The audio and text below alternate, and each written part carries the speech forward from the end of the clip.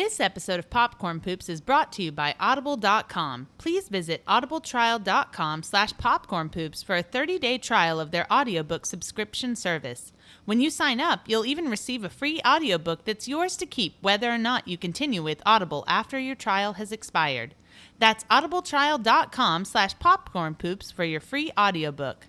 We are the Popcorn Poops. Welcome to Popcorn Poops, the best married couple movie podcast / commentary track hybrid audio program on the internet. My name is Dustin, and with me, as always, is Jessica. She's my wife. Hi, wife. Hi. How are you? Husband. You doing all right? Yeah, I'm doing okay. How was your week? That's pretty good. What'd you do? Not that I, don't share Not like that- 100. Oh, I was going to say, I thought you were going to say not that I care. Oh, no. It's not that I don't share like how big is our apartment? 50 square feet. About 50 square feet of living space with you. Like I don't know what you're doing every second of every day. But what'd you do this week? Just reporter stuff, just being a reporter. Yes, I had my birthday last week. It was excellent. We canceled the podcast, so we haven't had a podcast in a while. Sorry. Thinking about shaving Kiki, our cat. That's those are future mistakes to be made, are they not? Let's focus on the mistakes of the present, namely, which is watching this movie. Namely this podcast right now. As always, you can find us on our website at popcornpoops.com. You can follow us on iTunes and Stitcher. That's where you can subscribe to the show, and then you can also follow us on social media like Twitter at popcornpoops. We also have individual Twitters. I'm at Dusty Cram Cram. I'm at J Casper Kramer. You can also like our Facebook page and social media is where you're going to get all the updates about the show, including our weekly movie still identification game, which is a whole lot of fun. We also have a shop if you want to contribute to our show. We have a Spreadshirt shop on our website where you can buy a few things. We also have a donate button that is not transformed into a donut button yet because I haven't made that in Photoshop. So perhaps that is a thing that will happen. But we do have a very exciting announcement, something new, a new venture that we're heading into. If you've been following us on our social media outlets, you'll know that we launched last week Pixel Poops, which is our streaming channel on Twitch, and we'll probably be uploading some stuff to YouTube. We're not really sure exactly how we're going to play it yet. We're kind of playing it by ear. We don't have a set schedule for when we're streaming, but if you want to head over to twitch.tv/thepixelpoops and follow us and make sure to turn on notifications so you'll know when we go live, and we'll be probably streaming a lot of co-op games. We're still trying to feel it out, but if you want to go ahead and preemptively follow us on Twitch, so you'll know when we're up and doing our thing. That should be a whole lot of fun, and I hope you'll support Pixel Poops, our new endeavor. This month, our current endeavor, our theme for Popcorn Poops is hashtag 1986 month in celebration of my birthday that just passed. I'm the big 3-0. The 20s are over. I'm officially an adult again. Yeah. Yeah. Well, you become an adult like 3 times in your life, and I think this is the last one. I don't think it has to do with age. I think becoming an adult has to do with when things happen to you. Okay, well. So when you have a baby, you become an adult. Okay, then. All right, so not the final state. This isn't my final form. This isn't your final form. This isn't my final form of adult, but today we will be watching, for 1986 month, David Lynch's film Blue Velvet, which should be interesting. Really interesting. If you want to sync up this podcast to the movie like you could do all of our episodes, you're going to want to go ahead and play the movie and then press pause as soon as the title card reading De Laurentiis Entertainment Group Presents fades away. When it fades away into that beautiful blue velvet curtain, or maybe it's her robe, I don't know, we'll talk about that. Once that fades away completely, press pause real quick, and while you're doing that, I think Jessica has a review that she wants to read off of the iTunes. It is off of the iTunes. For our show. Please do that. Our review is titled Wonderful Podcast for Movie Lovers, and it is a 5-star review. Submitted by... Wonderful Podcast? Yes, actually, this was submitted by our good friend David, who you can find on the Twitter at Jaded Humor, I believe, if that's... I'll look it up during the show if that's wrong. I think it's at Jaded Humor. He left us a wonderful review, so please go ahead and read it. I am a huge fan of all things film, so when a friend told me about the Popcorn Poops podcast, I knew I had to check it out, and boy, am I glad that I did. The hosts make a great team with Dustin's expansive cinematic background and Jessica's literary expertise. Just like a proper film appreciation class, they constantly challenge me to watch movies I wouldn't normally watch on my own, as well as teach me terms that I had no idea existed. From your very first listen, you get the feeling that you're sitting with Dustin and Jessica in their home. There have been many times where I'm listening to one of their episodes and I get so engrossed in their back and forth that I accidentally start to chime in with my own opinions, only to realize that I'm just talking to myself. The podcast also does a wonderful job of reminding listeners that I think he means that people don't have to agree on everything. There are many times when their relationship dynamic reminds me a lot of the one between my wife and I. It's definitely okay to have different opinions on certain topics, not just in film, but in life as well. Great podcast, guys. Keep up the good work. P.S. Please do Fight Club. I know Jessica appreciates a good book to movie. And that's actually one that Book to movie month is going to be... Yeah, book adaptations are definitely a theme month that we've been looking at, and it's been thrown out there in our conversations. And I very much suspect that would likely be one of the ones, because I actually taught a class where I had the students read Fight Club and actually had a whole lesson planned for it. So excellent. Well, thank you, David, who is in fact at Jaded Humor on Twitter, for that wonderful review. The last couple of reviews that we've gotten on iTunes have pretty fantastic. Really raised the bar for reviews. So if you want to leave us a review and try to top that, as we say, I don't really give up about trying to top that. Oh, God damn it. If you'd like to leave us a review, we'd really appreciate it. And we prefer honesty above all things, but we also like 5 stars a lot. So I like 5 stars. Keep that in mind. iTunes or Stitcher, and we will read whatever the fuck you write. So it is time to start the movie. Sinkers, press play at the beep after the countdown. Ready? 3, 2, 1. A David Lynch film. Here we go. Our first David Lynch. Is it our first one? It is our very first one. You feeling good about this? Nope. Oh, no. Why are you saying that? This is a great movie. I knew this was going to happen. And our listeners are going to have to just grin and bear it. And you even said something last night, like you know, we're kind of putting our opinions out there on, or at least yours, putting it out there on Front Street, so to speak. But you don't love this movie. You like it? No, I appreciate this movie. Okay. I think this is a very, very well constructed movie, and I think all of the parts are very, very well done. It's very well written. It's very well shot. It's just not a genre I'm into. Yeah. At all. Yeah. I mean, I guess your favorite forays into noir, and especially neo-noir, kind of playing around with those tropes that were, you know, established years ago by guys like, you know, Raymond Chandler, who I'm sure will come up again on the podcast.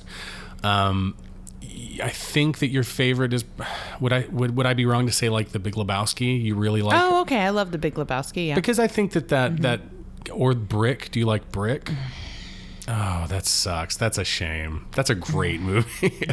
In fact, I would dare to say that this would make a really great double feature with Brick. Watching this and Brick back to back, I think would be really interesting. I think they share a lot of similarities. They kind of play around, and it's very true. They play around with really similar ideas.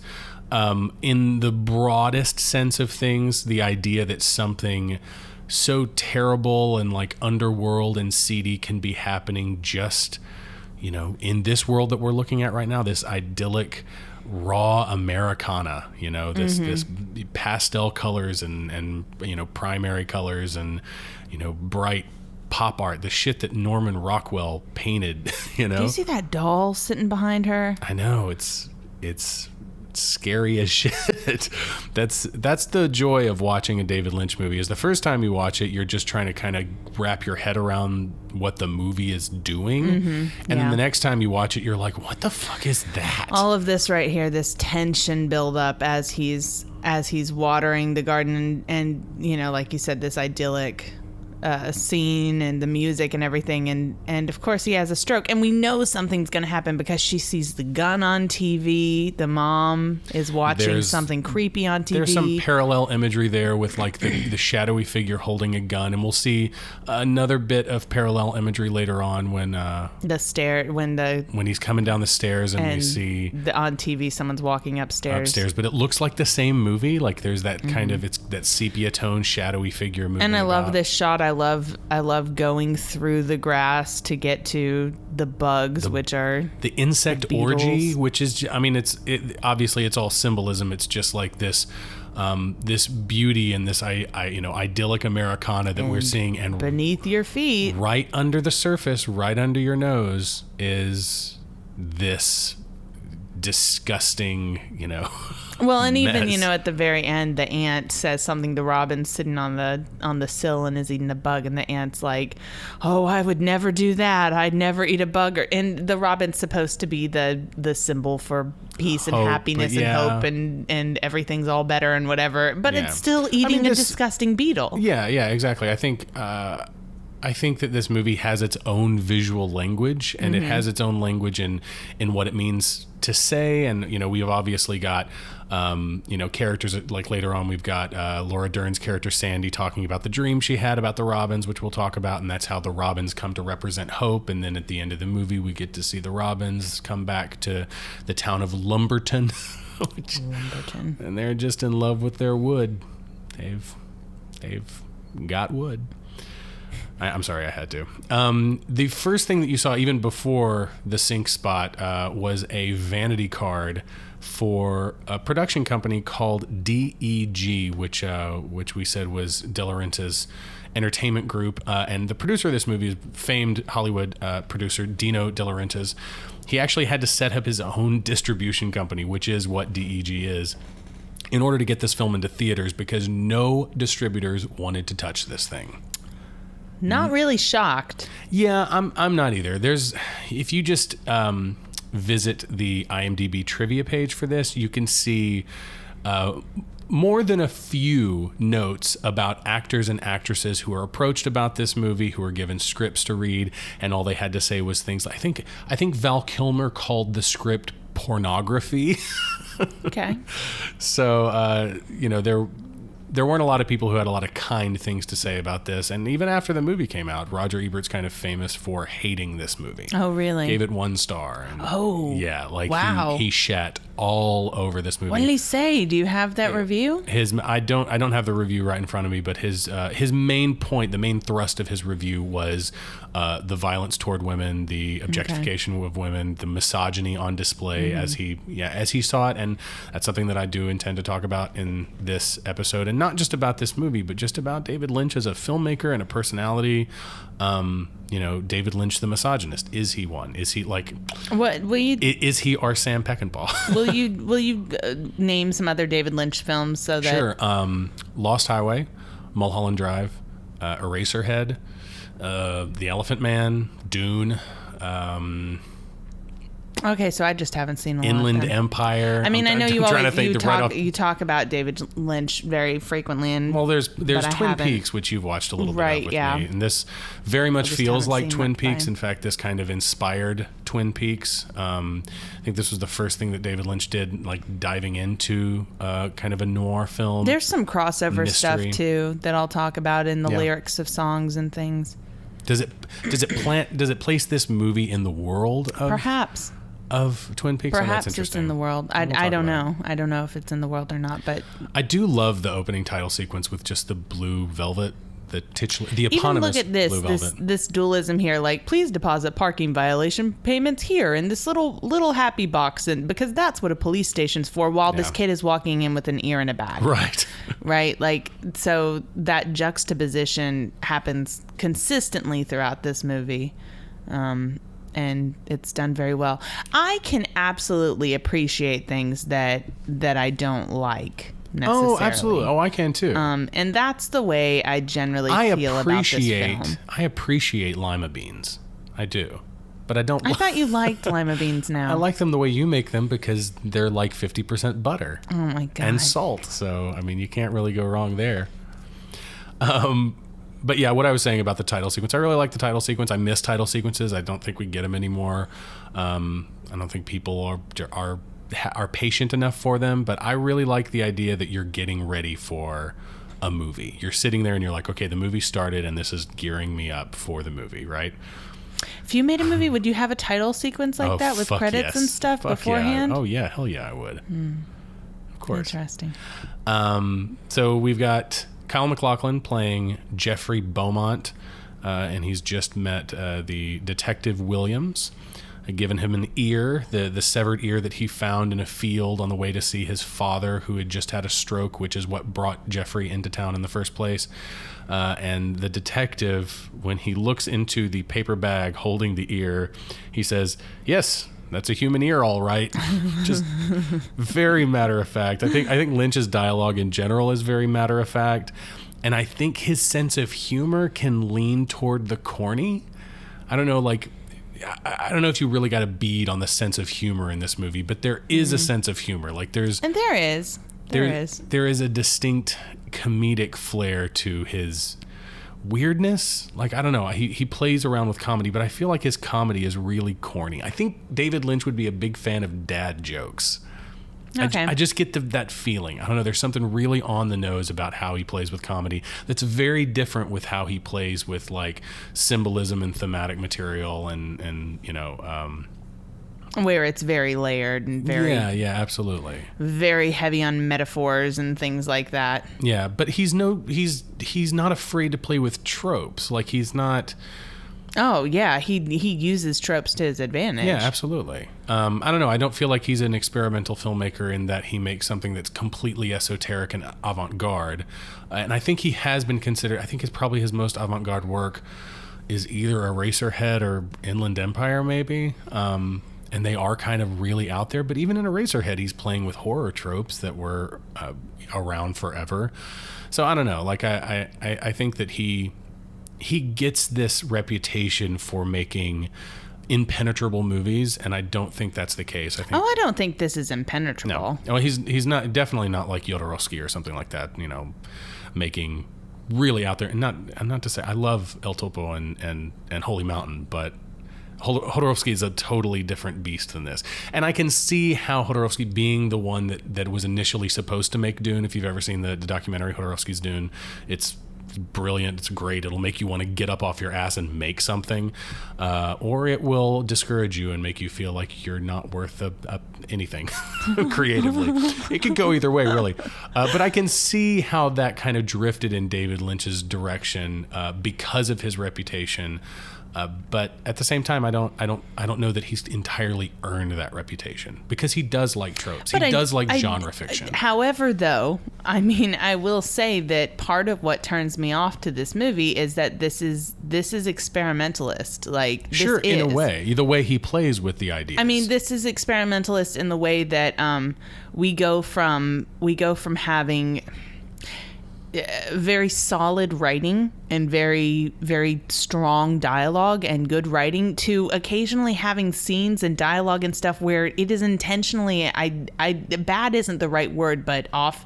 It's supposed to feel not real. It's supposed to feel like it's surreal. Yeah. Mm-hmm, like no one would. When she talks about her dream, no one would ever say the shit that she's saying. It's ridiculous. It's off kilter. The what's the word? The rhythm. Mm-hmm. It's intentionally wrong. Yeah. And the diction, yes. some of the dialogue direction in David Lynch movies is especially. I feel like it's very, like I said before, the things that people say are kind of unnatural and kind of feel intentionally stilted or wooden. Mm-hmm. But then the delivery that he directs from them is very matter of fact, off the page, very David Mamet-esque. Okay. Mamet, and if you've ever seen a David Lynch script, he uses the parentheticals a lot, like in dialogue, where he'll talk about how a character is responding. This character, blah blah blah, smiling. This character is smiling and says this line. This character, angry, says this line. He uses that a lot, and that's actually commonly thought of as not a good And it's kind of like putting adverbs on your dialogue tags in a book. Exactly. Right? It's, you She said thoughtfully. Exactly. Fuck you. It's kind of thought that if the script is well written, if it's written the way it's supposed to be written, you can read that without the parentheticals. There's a name for them, and it's kind of a fun, I can't remember what it is. It's like the, oh shit. It's an adverb, I think. It's an adverb like the Angrilies or something like that. I can't remember what it's called. I'll look it up after this. But it's generally thought that it's not a good idea to have a bunch of those in your script. And David Mamet doesn't put any of those in his scripts. And David Mamet is of the school of thought that everything you need is on the page. Everything. Like, you don't even need a director. Like, if you're an actor, you get a script, and you should be able to perform that script based on what's on the page. Well, and I mean, of course I have to take it back to literature because that's what I know. But like in writing, typically there is a very large camp that says that you should just cut all the adverbs on your dialogue tags. That it should just be said, or nothing, or just nothing, and just don't have any tag at all, and just be sure that you have physically placed characters in such ways that they can understand who is speaking when they speak. I'm more of, when I write, the way I typically write is with a lot of adverbs at first, and then I go back through and I just cut and I cut and I cut and I cut. But I think but for you and someone like me, if I were to write something, I'm sure that I would use a lot more adverbs than I probably need to, and then I'd go back and cut them, because to me that seems like a good way to have emotional bookmarks or emotional placeholders for you as a writer to then go back and trim the fat and edit. Well, and also the thing that I think should happen is that when you are using those kind of adverbs and stuff when you're talking about dialogue, whether it's in a script or in a short story or whatever, then the moments where you do have something, where you do have somebody say something, quietly or something, it makes so much more of an impact because you haven't been doing that. Right. So exactly. It's just like your exclamation points, people. Well, yeah. And that's kind of impact through withholding. Yes. Getting that sense of impact through withholding. Again, we've already mentioned Brick, but Brick has a really good example of that, specifically with gun violence. But I think that you can also use it in a semantic sense, in a semiotic sense with language. And then with this movie, you've got a similar thing going on with, and we haven't met him yet, but Dennis Hopper's character, Frank. Frank is the only person in the movie who says the word fuck. Is he? Yes, except for Ben, who Frank tells to say fuck. And then he says fuck. No one else in the movie says fuck. Interesting. And Dennis Hopper even said that when they were making this movie, when David Lynch would refer to a line in the script, he would never say the word fuck. He would say that word, and he'd point to it in the script. Does he not curse? No, he does. Like, I've heard him in interviews curse before. He's just... Dennis Hopper's quote was something like, he can write the word, but he won't say it. He's a peculiar man. Weird. And that's... David Lynch has been called worse, but peculiar, I think, is... right on the money. So we've missed a lot. This is another moment right here where I don't understand why a choice was made, except just to be kind of off kilter. But like Jeffrey, the protagonist, does this thing with this blind worker at his dad's hardware store where he asks where something is, some overalls, because he's going to use them to sneak into Dorothy's apartment. Dorothy Vallon, the singer who's connected to the missing ear. We've Played missed by this whole Isabella movie. Russell, yeah. But anyways, he's gonna use those overalls. But what I want to point out actually is that he asks the blind person who works there where the overalls are, and he tells him, and then he holds up some fingers and he says, how many fingers am I holding up? And the guy gets it right, and he's like, I don't know how you always do that, ha ha ha. And the whole purpose of it is just to show that this kid is being sneaky, and he's trying to not put emphasis on the fact that he's looking for the overalls so that he can steal them to use whatever. But he also has a relationship with these men. Like he knows these men. And it's the only time we see him in the entire movie, and we understand that he knows them. Yeah. But what I'm saying that's weird is that when you actually stop and think about it, you sit there and go, but wait a minute. how the fuck does he know how many fingers he's holding up? Is this character actually blind or not? We don't see the game. I don't know. I've always assumed that the answer's always 4. Like, you play the game with him and you always hold up 4 fingers and he always says 4.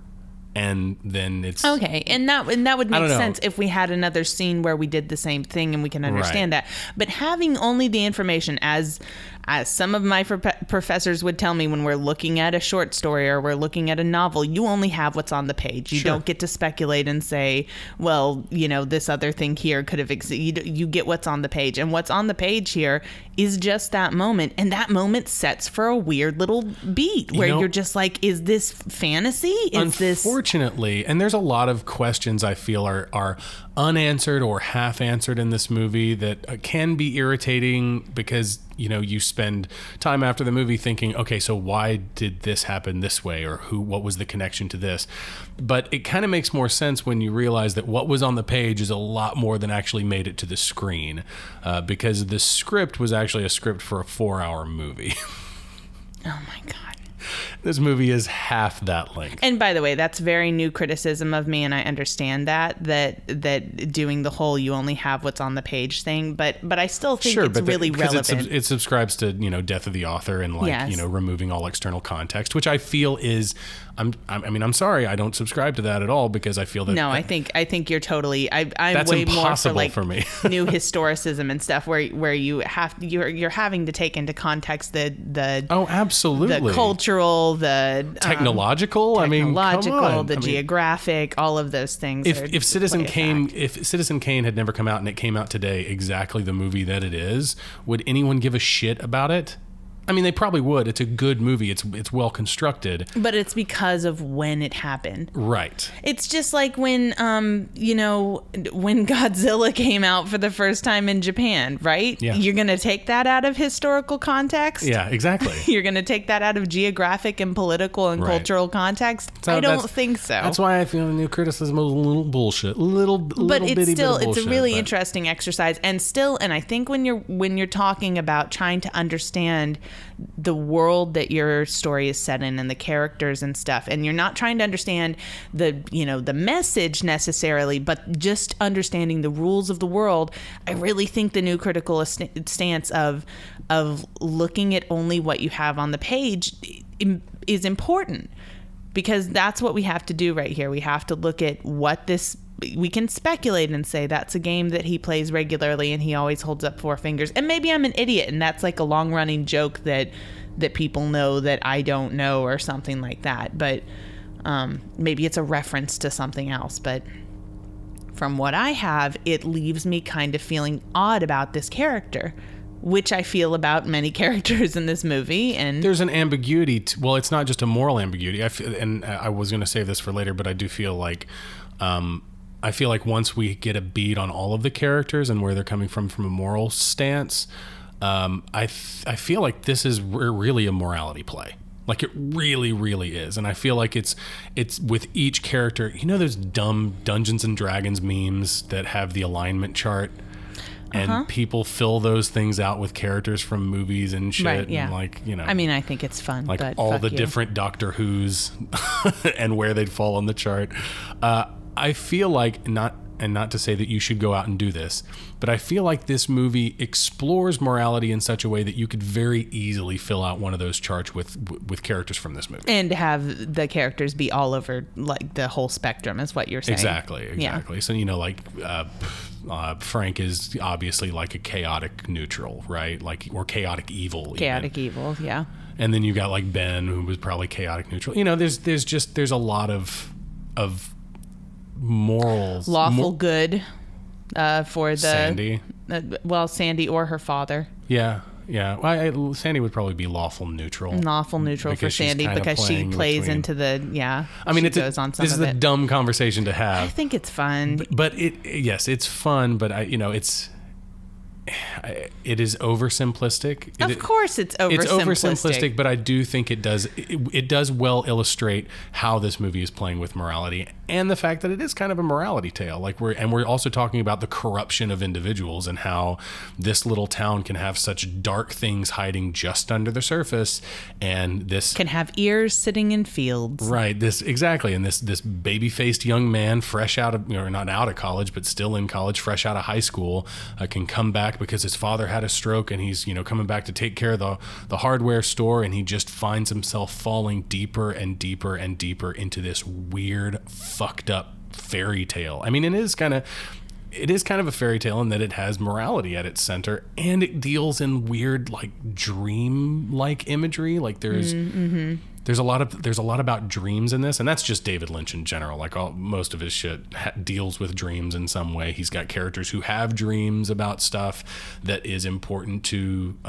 if not the central message of the movie, the symbolism in the movie that informs your central message.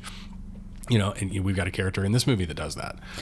And there's going back to tropes and the, I don't like to use the word bad writing because I know it's intentional, and so that's not bad. It's not bad, yeah. But the contrivances and stuff that are in this movie, like this moment right here, he goes in, he's spraying the house, spraying the apartment. That's how he's able to sneak into her apartment, and his whole plan is that he's gonna have a window jimmied open or something like that so he can get in later, I guess. Yes. But he doesn't have that opportunity. However, keys to the apartment just happen to be hanging underneath the sink, right where his head is. And again, it's one of those moments where I sit there, and if I think about it too long, then I go, who the fuck puts their keys underneath their sink? Who the fuck attaches their marriage certificate to the back of a photo that they slip underneath the couch? Their husband and their son. I know there's stuff like this in this movie that feels like this is how we're moving the story forward, right? And that's all that it matters. The story is moving forward, and I do want to praise the narrative because we've talked about this on the show before. I feel like this is a really great example of, as I like to call, and so storytelling, right? Okay. And we've talked about this before. Like I said, there's a big difference between storytelling that is and so, and storytelling that is and then. Right? Yeah, right. So this thing happens, and then this thing happens, and then this thing happens, and they don't have any real substantive. It's generally a sign of perhaps not so great writing, or at least amateurish writing. Sure, yeah, and I feel like you can draw a straight line in this movie, a relatively straight line. From the first event that you see happen, from the stroke that brings Jeffrey Beaumont back to where he finds the ear in the field, which leads him to the police department, which introduces him to Sandy. You can say and so, or another way, and of course these, are and so could also be replaced with because. Yeah, absolutely. And just work yourself backwards. Right. Like you go from the end of the movie and say, this happens because that happened, because that happened, because that happened. That's a good fucking story. That's narrative drive. That's momentum. We need that kind of kineticism in a story to drive it forward. I think this movie really has that. And I think there are moments, though, like with the keys and with the marriage certificate, and I'm going to be honest, with the ear too, where there aren't actually good connections, but the movie's just like, we need to just get over this speed bump, so we're just gonna stick something right here, and we're just gonna attach a folded marriage certificate to the back of this photo that's conveniently right where he looked. Right. But I feel like in every case they're contrivances for the sake of the narrative kineticism, right? For the narrative drive to keep almost kind of like sacrifices. Oh yeah. Where they're just like, we have to do this right now, and they know, like, I could very easily see them writing around the key thing. They could have written around it. They could have made it more believable. They could have gone to the trouble, but it would have been more time, and maybe in a 4-hour version.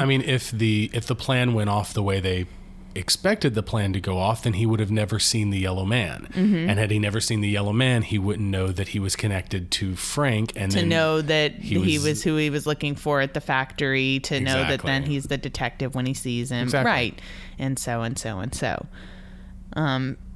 but anyways, though, yeah, but again, that kind of thing. If I wrote a story where I had someone move to the next piece of plot by finding a marriage certificate attached to the back of a photograph, and I wrote that story and workshopped it with people, they would laugh at me. Sure. And they would, point out that obviously you don't write, that's not how we write, right? So but what I'm saying is that's part of why this is experimental to me, is because it's doing things that it's breaking some of the rules intentionally. And it's playing with those. It's playing with the tropes. It's playing with contrivances. It's playing with awkward, stilted dialogue and stuff. And I don't really like experimental fiction or experimental films. That's fair. It's just not. The farthest I get is experimental sci-fi and fantasy and horror. Obviously, because those are my genres. Then because those things tend to play with the weird in interesting ways, in entertaining ways. Yes. Right. In ways that don't make you think too hard, but you can kind of absorb it and go, oh, okay, that's right. And that's it's palatable. It's immediately palatable, even experimental. And often when people are being experimental with their fantasy or something like that, then they often are doing deconstructions and things too. And I think that's really interesting. Whereas this for me is just an experimental version of, at least a partially experimental version of a genre that I'm just not into. I don't like crime. I have never read a crime novel in my life, I think.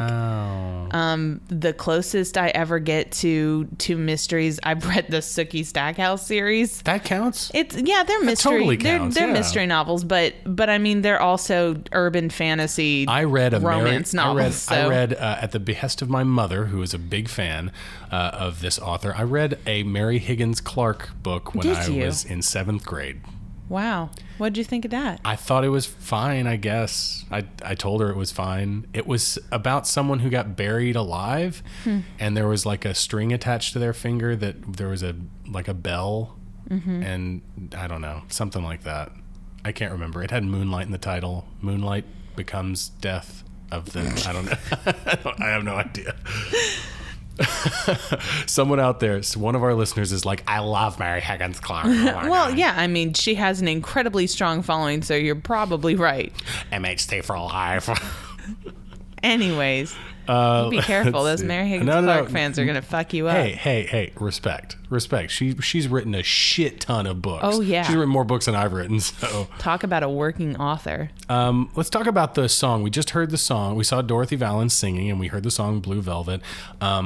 And we also heard the song Blue Velvet in the opening of the movie. The producers actually didn't want to pay for the rights initially to get the original Bobby Vinton studio track of the song. So the composer for the score of this movie, and he wrote some of the songs too, Angelo Badalamenti, was brought on to record a new version that sounded exactly like the old one. And then Bobby Vinton, who sang the original, came back to re-record the vocals. And it's this weird thing where, like, of course, Bobby Vinton didn't have the rights to the song. It was the studio, like the record label, that had the rights to the song, and they didn't want to pay for it. So they had this guy come in and like remake the song. And then they brought Bobby Vinton in, who originally sang the song, to re-sing the song so that they could have a version to use for this movie. But he was older at that point, and he had to sing the song 2 keys lower.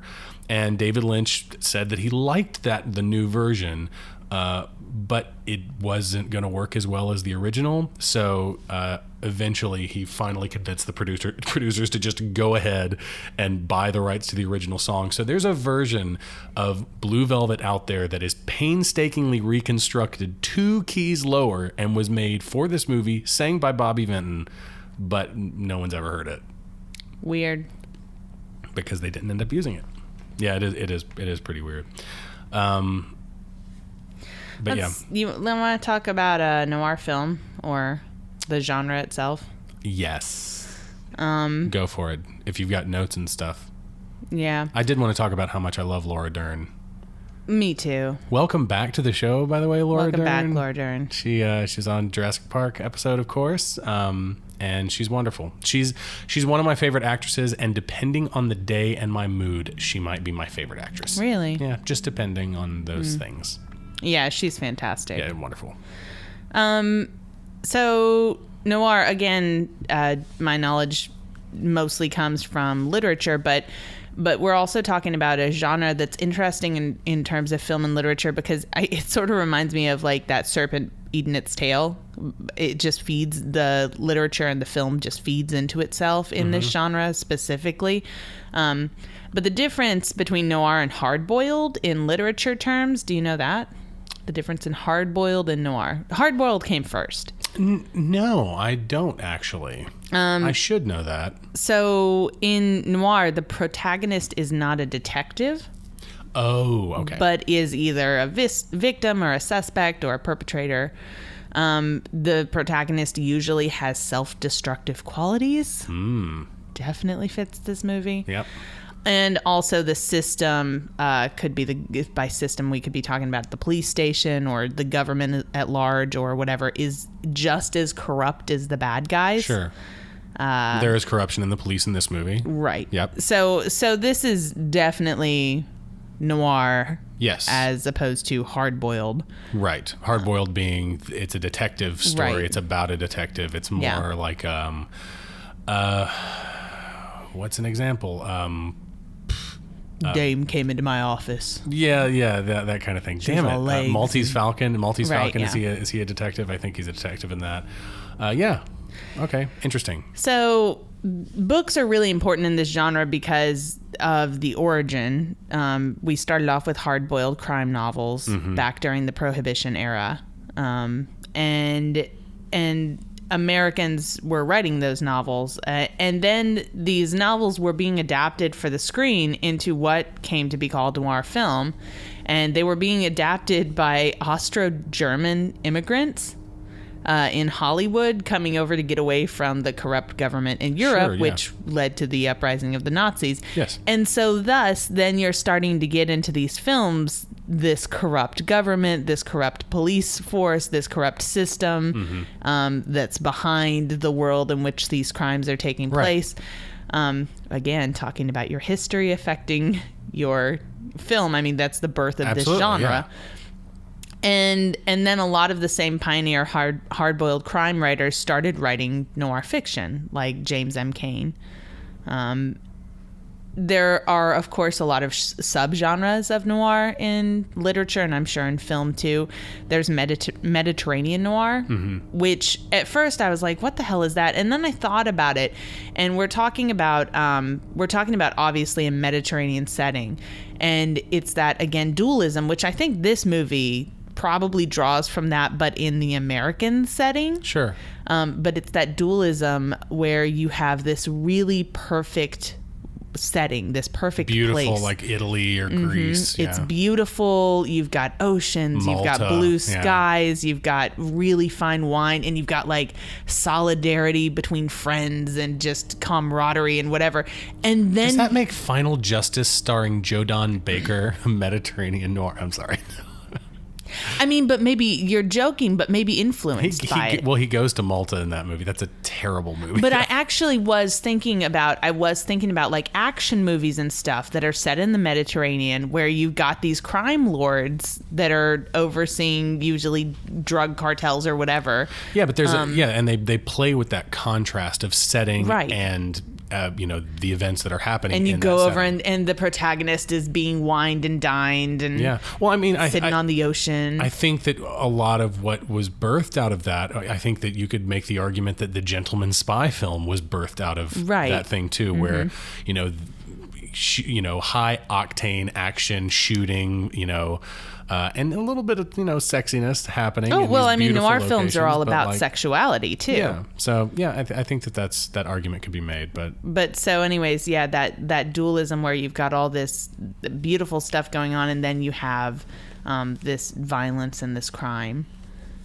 It's very interesting. And then the other one I wanted to mention was Scandinavian. Well, they call it Nordic noir, which is Scandinavian. Nordic. Brought some jokes. You can keep them. Oh wow! Which was it's like Scandinavian settings, of course. And the thing about that is that they're typically very realistic and dark and morally complex. And again, I was thinking, I don't know if I've seen anything influenced by that. But then I was thinking about horror, and I was like, actually, a lot of Scandinavian horror that I've seen is very likely influenced by Nordic noir, like Let the Right One In, and with the one we recently saw, the Danish one, When Animals Dream, the werewolf movie. Which is it's just a werewolf ripoff of Let the Right One In, but that's okay. That was interesting. Yes. But anyways, maybe not thematically or anything like that, but kind of tonally. Yeah. I guess. Rare exports. No. I don't know. There's Less something so. special and weird about that. It's different. its own. It is, but I feel like it's really tied to like that and Troll Hunter. But Troll Hunter's a found footage movie, but it does kind of have that gumshoe detective quality to it, where there's a mystery and they're trying to unravel this mystery about something. Yeah, I can definitely see that. So the genre is obviously very influential, but I feel like in this movie, hearing all that stuff about Mediterranean noir and Nordic noir, and the kind of tropes that they play in and the tone that they play with, and I feel like this movie's borrowing from a lot of different places, though. I don't feel like it's just one thing. No, that's I don't feel totally like you true. can. I don't feel like you can just say, "Oh, this is definitely a Raymond Chandler novel." Like kind of like The Big Lebowski is. Like The Big Lebowski, you watch that and you're just like, "Well, this is very Raymond Chandler-esque, right?"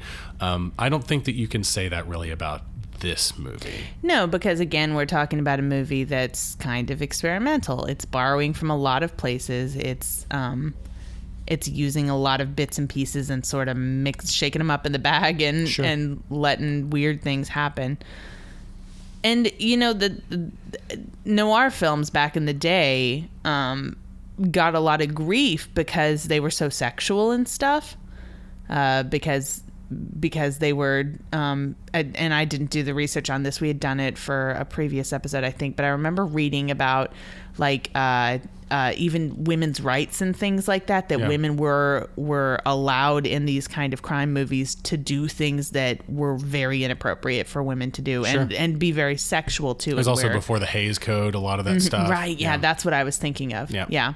And so there's a history in these films with sexuality. Sexuality is at the core of these kind of films, and this movie definitely ramps that up. Oh yeah. So yeah, for sure. The more I watch movies, and this is kind of a good time to do this, because this is very much about a young man's relationship with a slightly older woman. I would say that she's probably 10 years older than him. Yeah. Wouldn't you say?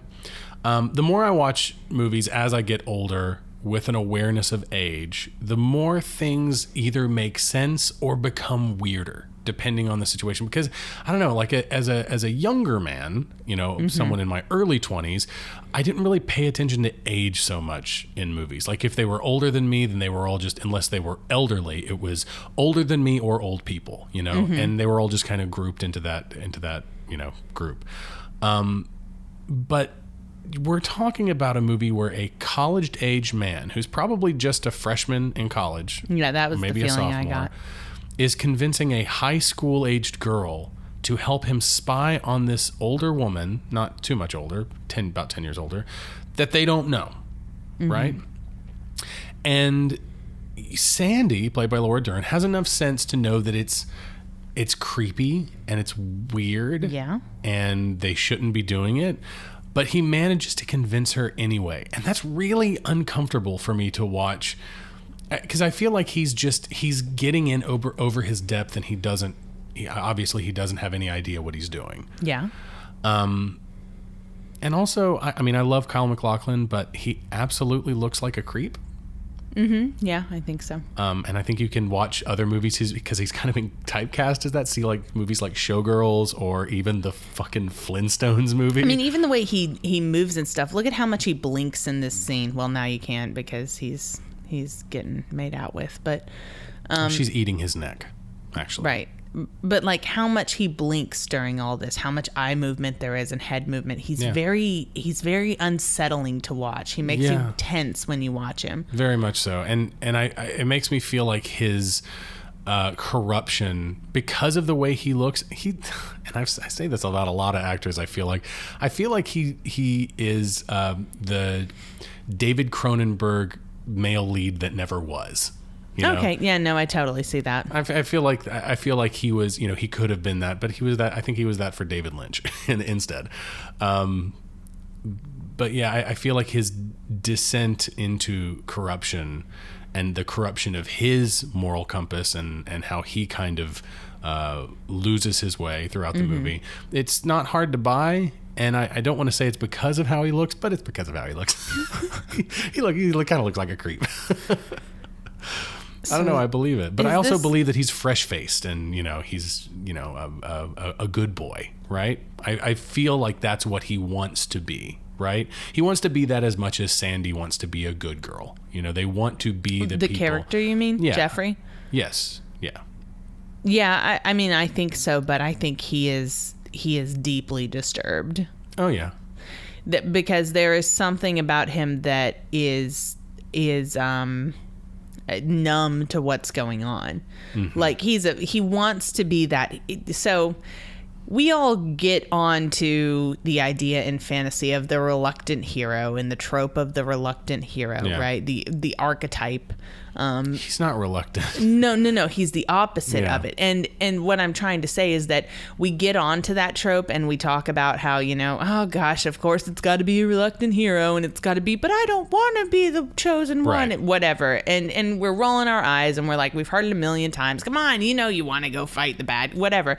But this is an example of why we don't really like heroes who want to be heroes, right? Because this is a kid who wants to save the damsel in distress, and it's upsetting. The overzealous hero. It's upsetting to watch because you watch it and you're like, what's fucked up about this person that he's getting himself into trouble and putting himself in this situation because he wants to save her so bad. He is great in this movie, though. Oh, yeah, I know he's great. I think all the performances in this movie are pretty stellar.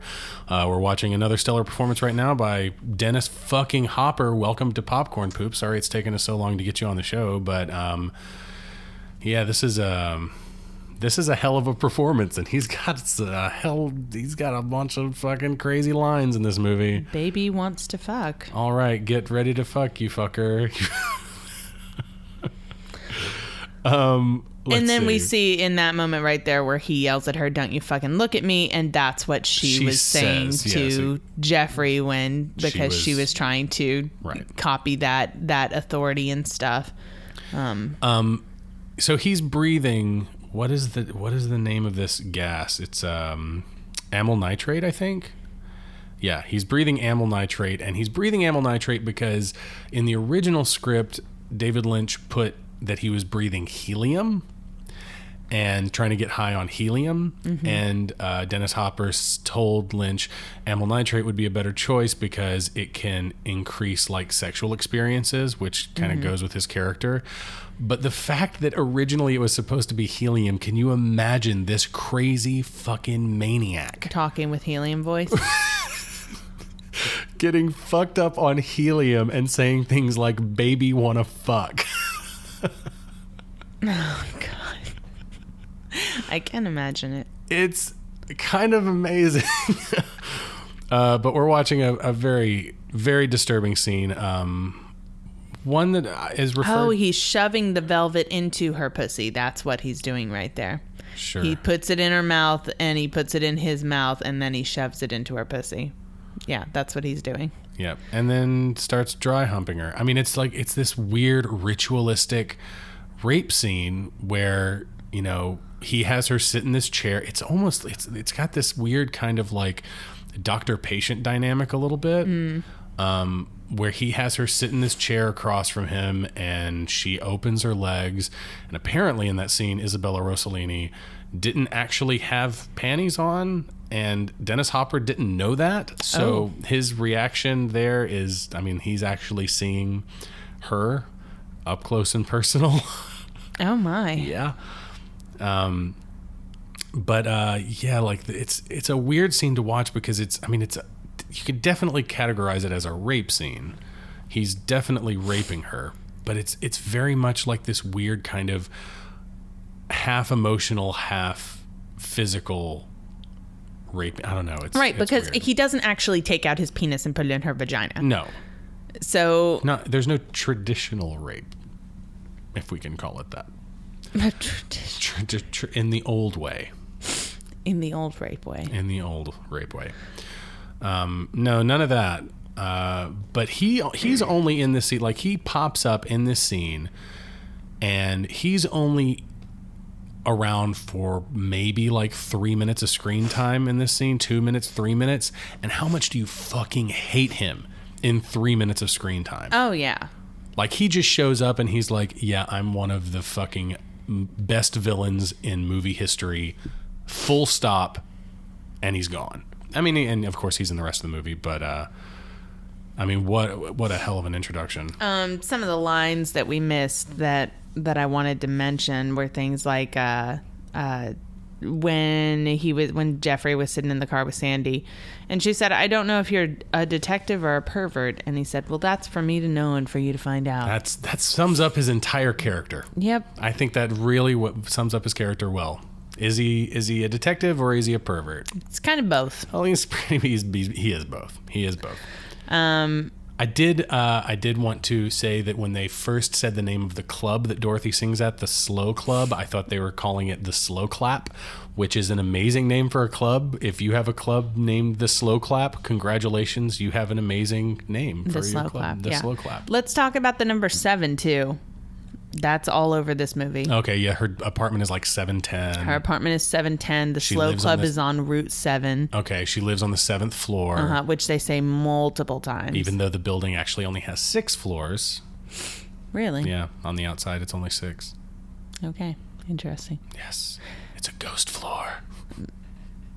Anyways, yeah, so that's a number they use a lot. I mean, I could go into like numerology stuff with the number 7, but I don't want to. I just thought it was, it's a crime film and we've got lucky number 7. So yeah, that's all you really need to know, but they do it a lot. Actually, Isabella Rossellini claims that during the initial filming of the rape scene, David Lynch couldn't stop laughing off screen, like standing next to the camera. That's good. Because he just thought it was just so weird and out there that he himself, the man who has written this and was directing it, couldn't stop laughing. And she herself, Isabella Rossellini, to this day, when she watches that scene, she can't stop laughing either. She just starts laughing. Okay. It's not really. I guess I started laughing last night, but I wasn't laughing at the rape scene. I was laughing at every time Dennis Hopper opened his mouth and said some crazy variation. Baby wants to fuck. Baby wants to fuck ruined me last night. Mommy. Oh, God. Baby wants blue velvet. Daddy's coming home. That was one he kept saying. Yeah. And before that scene when she's on the phone with Frank and she has Frank put her on the phone with Don, her husband, who's been kidnapped by Frank, and which is how he's kind of coercing her into doing all this terrible shit for him.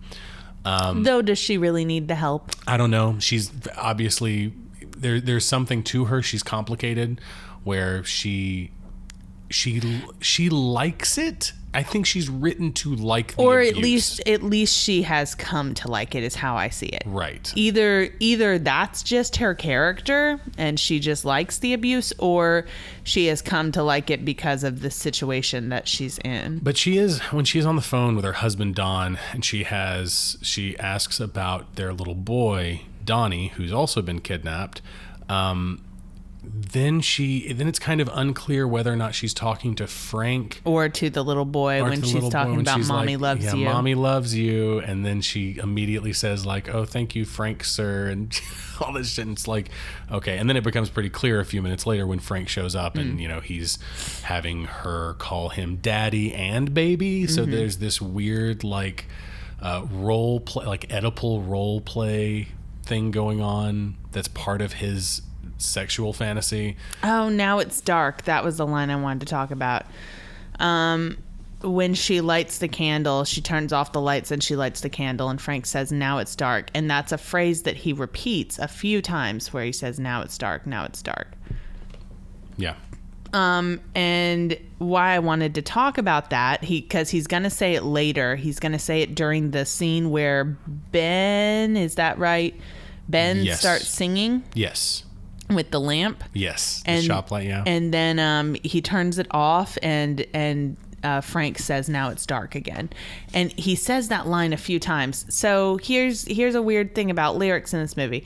So there is, when we were in the club, when Frank was there, not Frank, when Jeffrey was there with Sandy, and they were drinking Heineken, and they were in the club together, one of the songs that she sang that wasn't Blue Velvet, that Dorothy sang, Blue Star, is that right? she sang one Blue Star where David Lynch wrote the lyrics where they go, "Shadows fall so blue, as lonely as I do, blue, blue star." And that's all we get. This shot right here was our hint for this episode, and only one person got it, and that would be Mr. Kyle Miller on Facebook. And the only thing he wants to promote is Stannis Baratheon, the true king of Westeros. Well, we do need a true king. Things are getting messy. Things are getting pretty messy in old Westeros. But yeah, good job, Kyle, for identifying that. What is that on his wall, by the way? Because that's the shot that was our hint. What is it? I don't know. It's a creature. I think it looks like it's a monster or like some kind of sculpture or something like that. Some people online were speculating that it's a birdhouse that he made perhaps as a child. I don't know. It has teeth.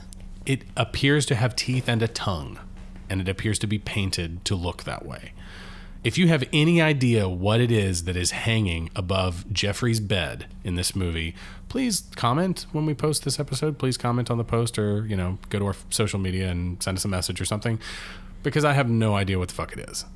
But he definitely wakes up from a bad dream where he's I don't know, it's a dream, so he's being hit by Frank, and Dorothy's telling him to hit her and all this kind of shit, and he wakes up and reaches up toward this weird sculpture on the wall. And we see it a few other times too. Yeah, when he breaks down finally and kind of feels like he's becoming like Frank. Yeah, it's...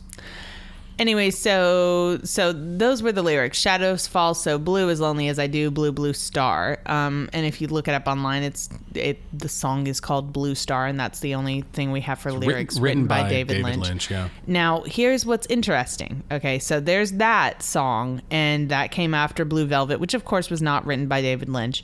But then there is a song in Twin Peaks, not in this movie. In Twin Peaks, there is a song written by David Lynch with music by the same guy, Angelo Badalamenti. Mm-hmm. Same guy who did the music for this movie. The song is called Into the Night, and the lyrics go, "Now it's dark." That's the first lyric. "Now it's dark," which they say repeatedly in this movie. Nice. "Now it's dark, into the night, I cry out your name into the night, I search out, blah, blah, blah, blah, blah." It says some other stuff. And then shadows fall so blue. Shadows fall so blue is one of... Sure. That was the line we just heard. Which Shadows means fall so blue. that Blue Velvet shares a cinematic universe with Twin Peaks.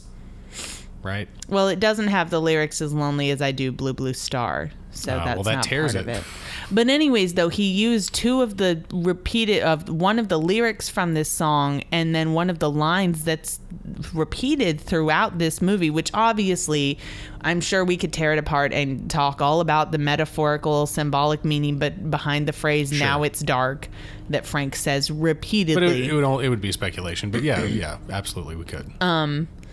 But anyways, though, "now it's dark," that phrase means something in this movie. It's repeatedly used in a metaphorical way. And that's the first line to a song that David Lynch wrote for Twin Peaks, which also has the line "Shadows so blue," which is one of the lines of a song that he wrote for this movie. Mm-hmm. It's a weird connection, but it's definitely there. He took that stuff from this movie and he put it into Twin Peaks. Right now, Sandy, played by Laura Dern, is talking about the dream that she's had, where it's a dream. I think you've got the whole thing written down somewhere, don't you? Yeah. So what does she say? He's saying, "Why are there people like Frank? Why is there so much trouble in this world?"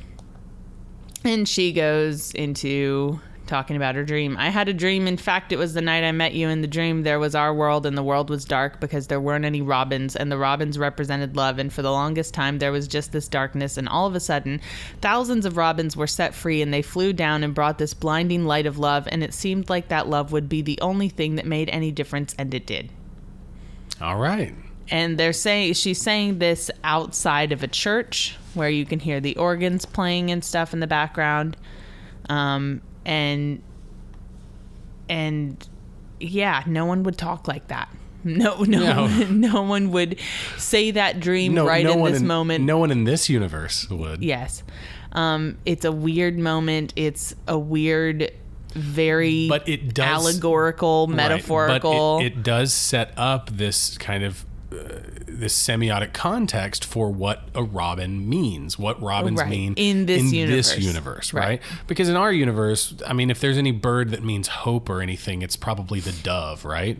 Yeah. Mm-hmm. So, but she sets up that the bird of hope in this universe is the robin. So, I actually didn't do any research on robins, but there probably is some. I wouldn't be surprised if there was. They eat bugs, and they hang out with bats. I wasn't talking about like biology research on robins. Okay. I was talking about like metaphorical literary, appearances of robins that constitute. Right. I gotcha.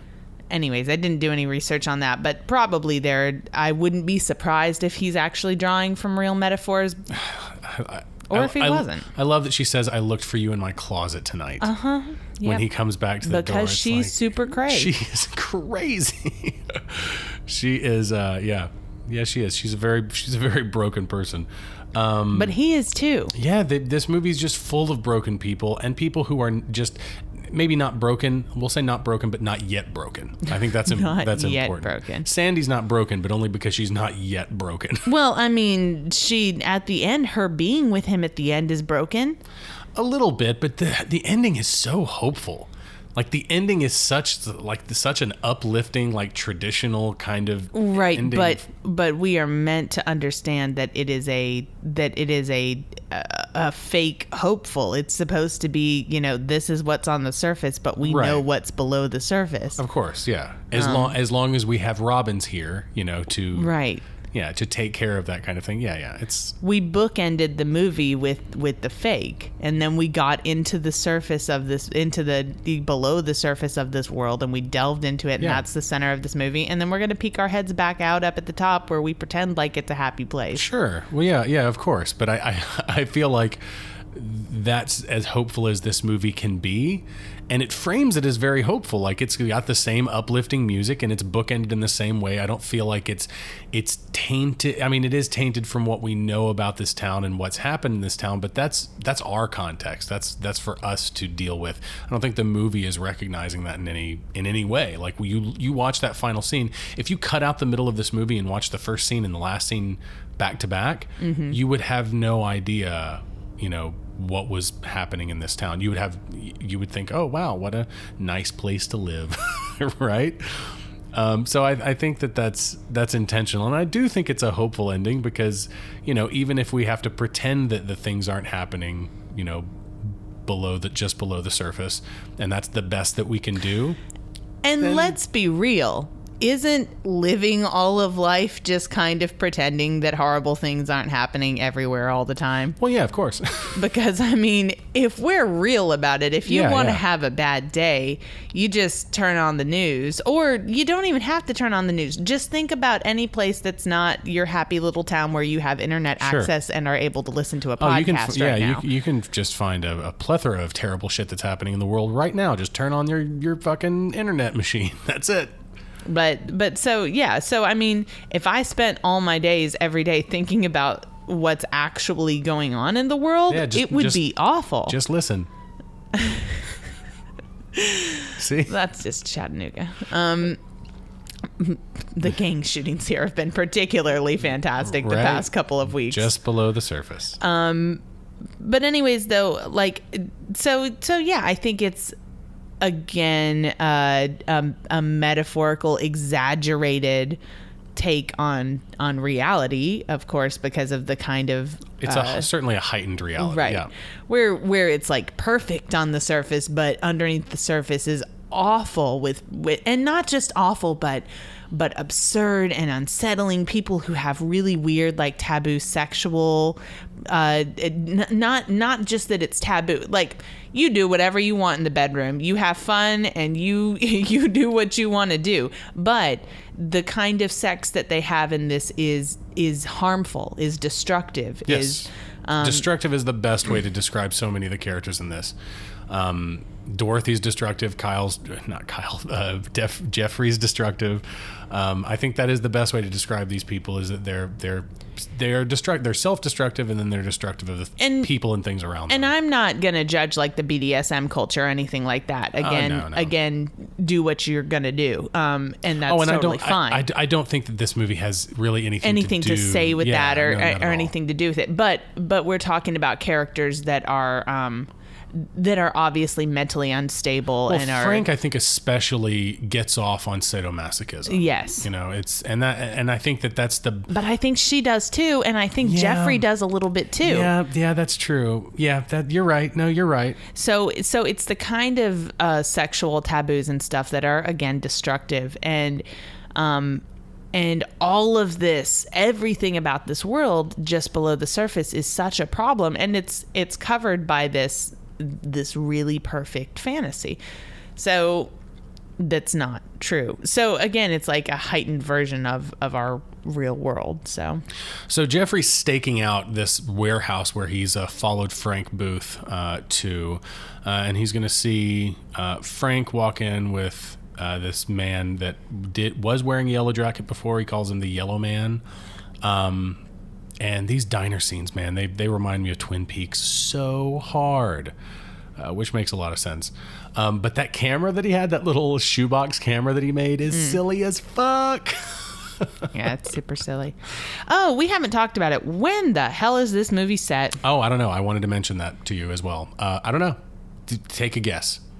I mean, it's like the 50s, 80s.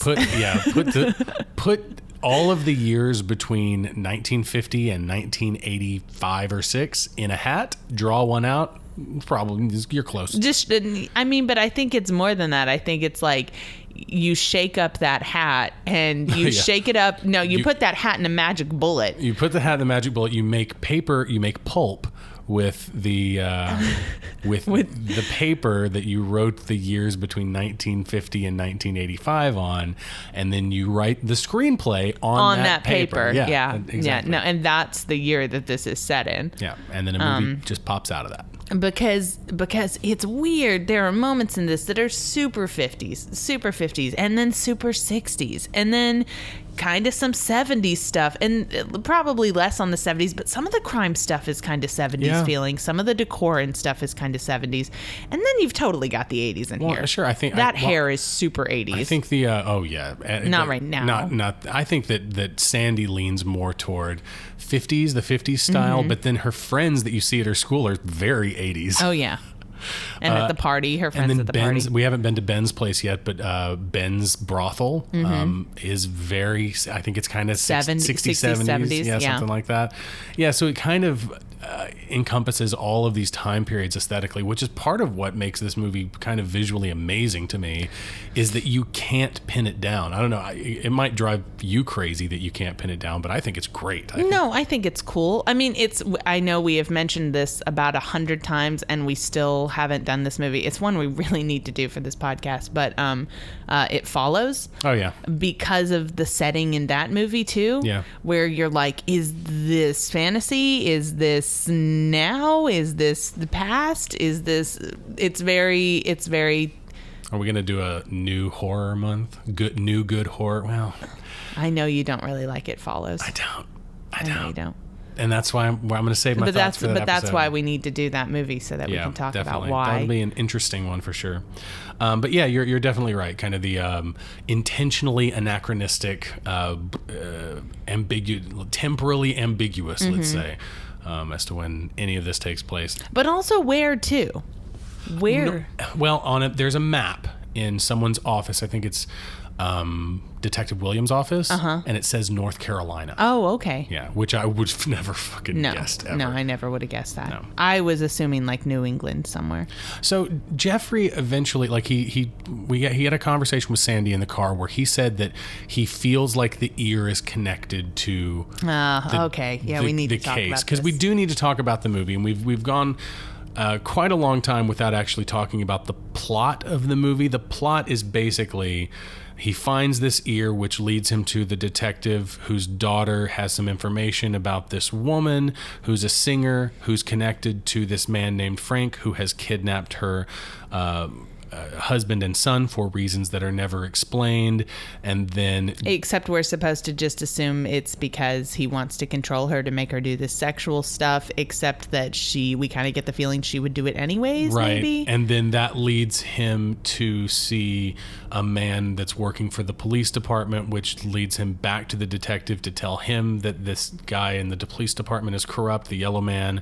And then like it all kind of comes to a head at the end and people die. And yeah. But we need to talk about the ear. Why does he think at this point in the movie that the ear has anything to do? Because he just presumes. He just like, I think the ear belongs to Dorothy's husband. Says, I think Frank cut the ear I found off her husband as a warning for her to stay alive. Right. So he finds the ear in a field, and when he talks to the detective about it, Sandy tells him that her bedroom is above her father's office, and that she can hear sometimes when he's talking, and that there have been a couple of names that keep coming up while he's talking about the ear, and one of those names is Dorothy Valens. But when Dorothy Valens was being investigated and stuff a while back, she said she didn't really know anything about her because Dorothy Valens' case was somebody else's. I assume we can presume that Gordon is the one who had Dorothy Valens' case, the yellow man, because he's involved with her and stuff, and this stuff with Frank. But anyways, though, so that was the connection that led them to Dorothy Valens, was that Frank was told by Sandy that Dorothy's name came up a few times when her father was talking about the missing ear, or the found ear. That's the only connection we have to the ear. And then all of a sudden, after Jeffrey goes to the house and he learns that Dorothy Valens' husband and child are kidnapped and that she is connected to this Frank guy and doing sex service for him. Sex service, sexual, whatever. Favors, yeah. When he realizes all of that, he then says that he thinks Frank cut the ear off of Dorothy's husband. Why? I have no idea why this ear is supposed to be connected to her whatsoever. I don't know. Like there is no connection. That reasoning there is really specious to me. Like I can't. I don't know. It does. That's the one end of all of the like weird little contrivances that are there just to kind of move the story along. I'm fine with them. I still don't understand why the ear. I don't understand how he thinks it's connected, and I really don't get why Lynch felt that the ear needed to be connected at all.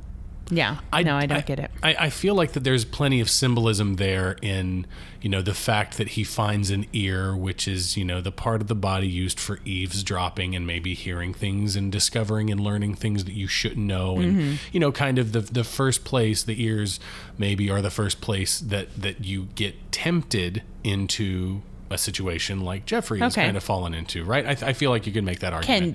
Can be, sure.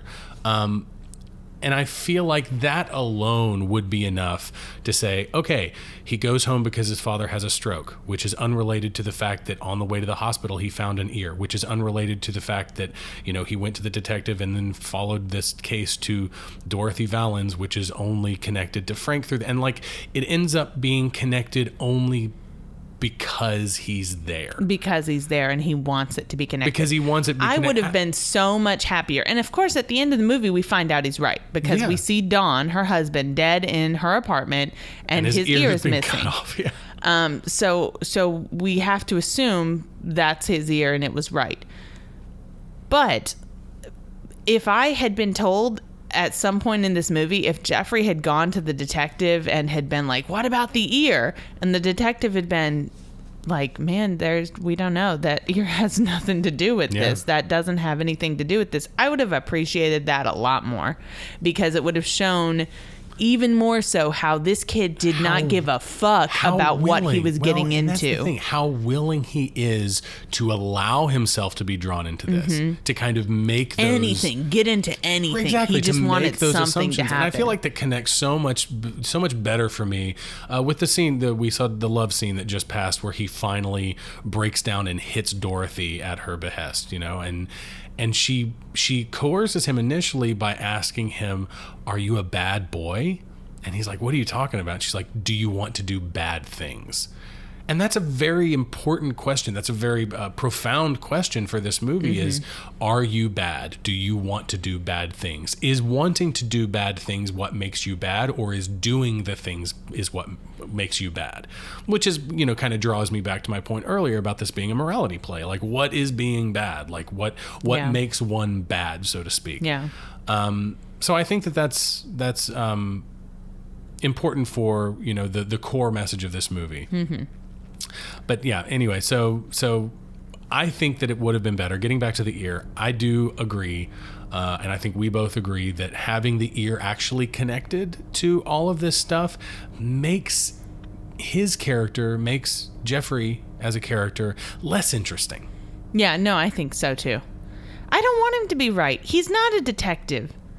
There's no reason he's a fucking college kid. And studying God knows what. I just want him to get into this shit because he actually wants to get into this shit. Right. He's a bad boy because he wants to do bad things. Because he's messed up. Yeah, exactly. He's self-destructive. He's broken. He's broken like these people that he's getting in with. And he's kind of pulling someone along who's not corrupt yet, who hasn't been broken. And, you're kind of seeing this line. She has a boyfriend who she's faithful to and feels really bad about the fact that she's starting to date, kind of. Yeah. And she keeps saying, I love Mike. And, I don't want to hurt him, and I need to talk to him. And she is very concerned about the fact that she is getting in a car and really not doing anything wrong until it's obvious she kind of has a crush on him. And all of this comes... It's in a line too. Like, you can draw a direct line of corruption from the top, like from the most corrupt to the least corrupt, or not the not corrupt yet. Where you've got Frank, who is, as far as I can tell in this movie, just an embodiment of pure fucking evil, right? Right. You've got Frank, who then kind of has corrupted Dorothy into making her feel like she wants the things that he's doing to her, and because she feels that way, because Frank has made her feel that way, then she's kind of turning Jeffrey into the person that would do those things to her, just like Frank would. Right. But I think that Jeffrey's moral compass is not quite yet as broken, because we do see him break down finally when he realizes the things that he's been doing, and then he's dragging Sandy along in all this too, and she's kind of starting to see the tip of this iceberg, and how broken and gross shit gets in this little town, right? So well, and they even say, like, let's talk geographically for a second. The aunt tells him when he first says he's going to go out for a walk, when he's going to go and talk to the detective, and he says he's going to go out for a walk, the aunt says, "Not to Lincoln Street, right?"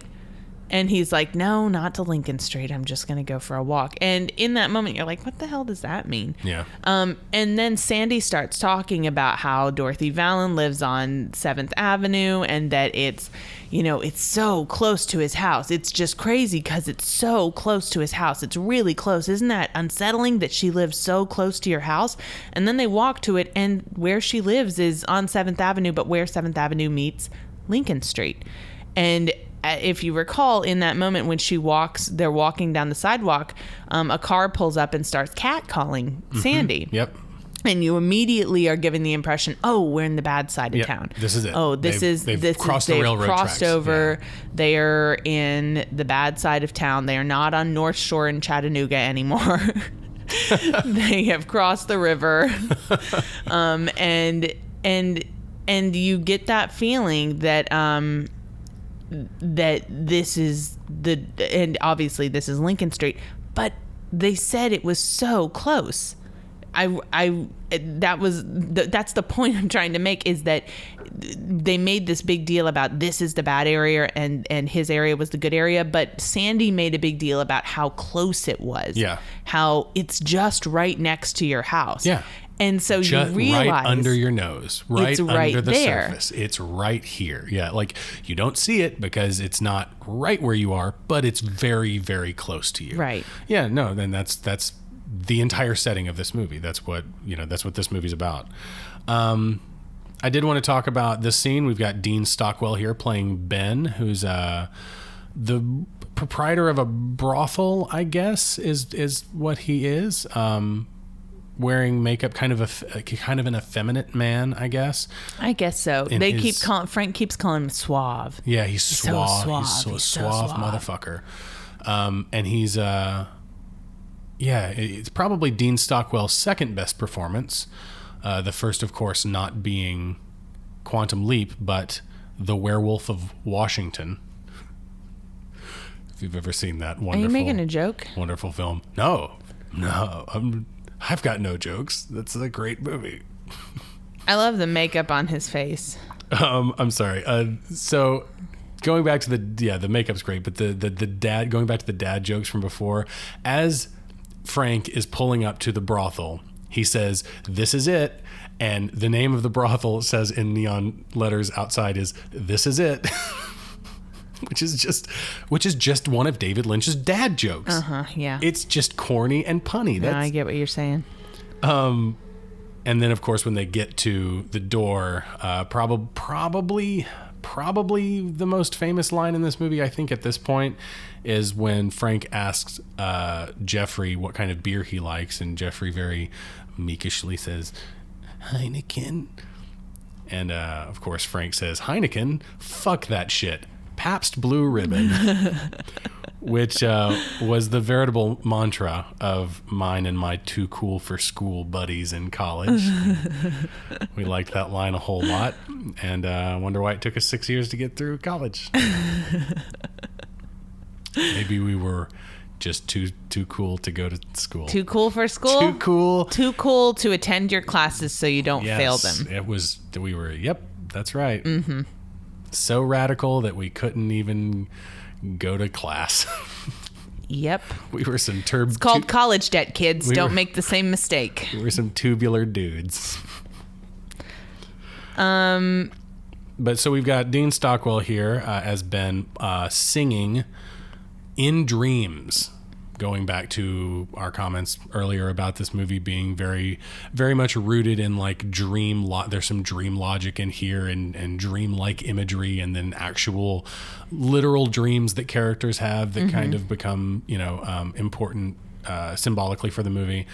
But he's singing into a shop light, not a microphone. Originally, it was supposed to be a microphone, but apparently Dean Stockwell was just walking around set with the shop light in his hands and practicing with it, and David Lynch was like, "That looks better. I like that." And I have to agree. It's pretty cool. I like when he turns on the light and he's got this light on his face. Well, I love the light on his face because it shows the makeup so drastically. You can see the line on his jaw. You can see the line, yeah. and I buy it for that character. That he would not blend his makeup properly.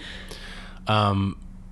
But yeah, actually... and that he would wear makeup. Roy Orbison did not want the song used in this movie. Just basically everyone who was approached about this movie initially was just like, "No, fuck you. This movie sounds awful." But he managed to work in, David Lynch managed to find a legal way to work the song into the movie.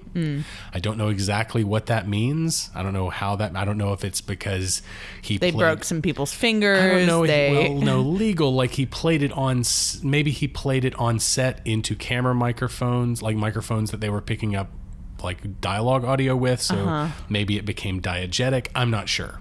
Interesting. But once it was in the movie, Roy Orbison just happened to see the movie and see that his song was used, and then eventually he filmed a video for the song, and it was produced by David Lynch, and it used footage from this movie. So okay, all's well. But yeah, the theme of dreaming I think is important. Between Sandy's dream that she tells Jeffrey about, there's some light dream logic that I said. The editing plays a little bit with that dream logic. I wouldn't quite call it a hip hop montage, but we see like these extreme close-ups of like the candle almost going out, and shots like that. Jeffrey also has a dream that we saw after he watches Frank rape Dorothy in that scene. And kind of reaches up toward that thing on his wall. So, yeah, and I think dreams are really important to not just this movie, but a lot of Lynch's oeuvre. But we just saw a nice shot of the highway, of them driving down the highway, which is kind of a pre-Lost Highway shot. There's quite a bit of that very shot, like headlights on the road in Lost Highway. Oh, that's a film by him? Yeah, okay. David Lynch movie that he made after this.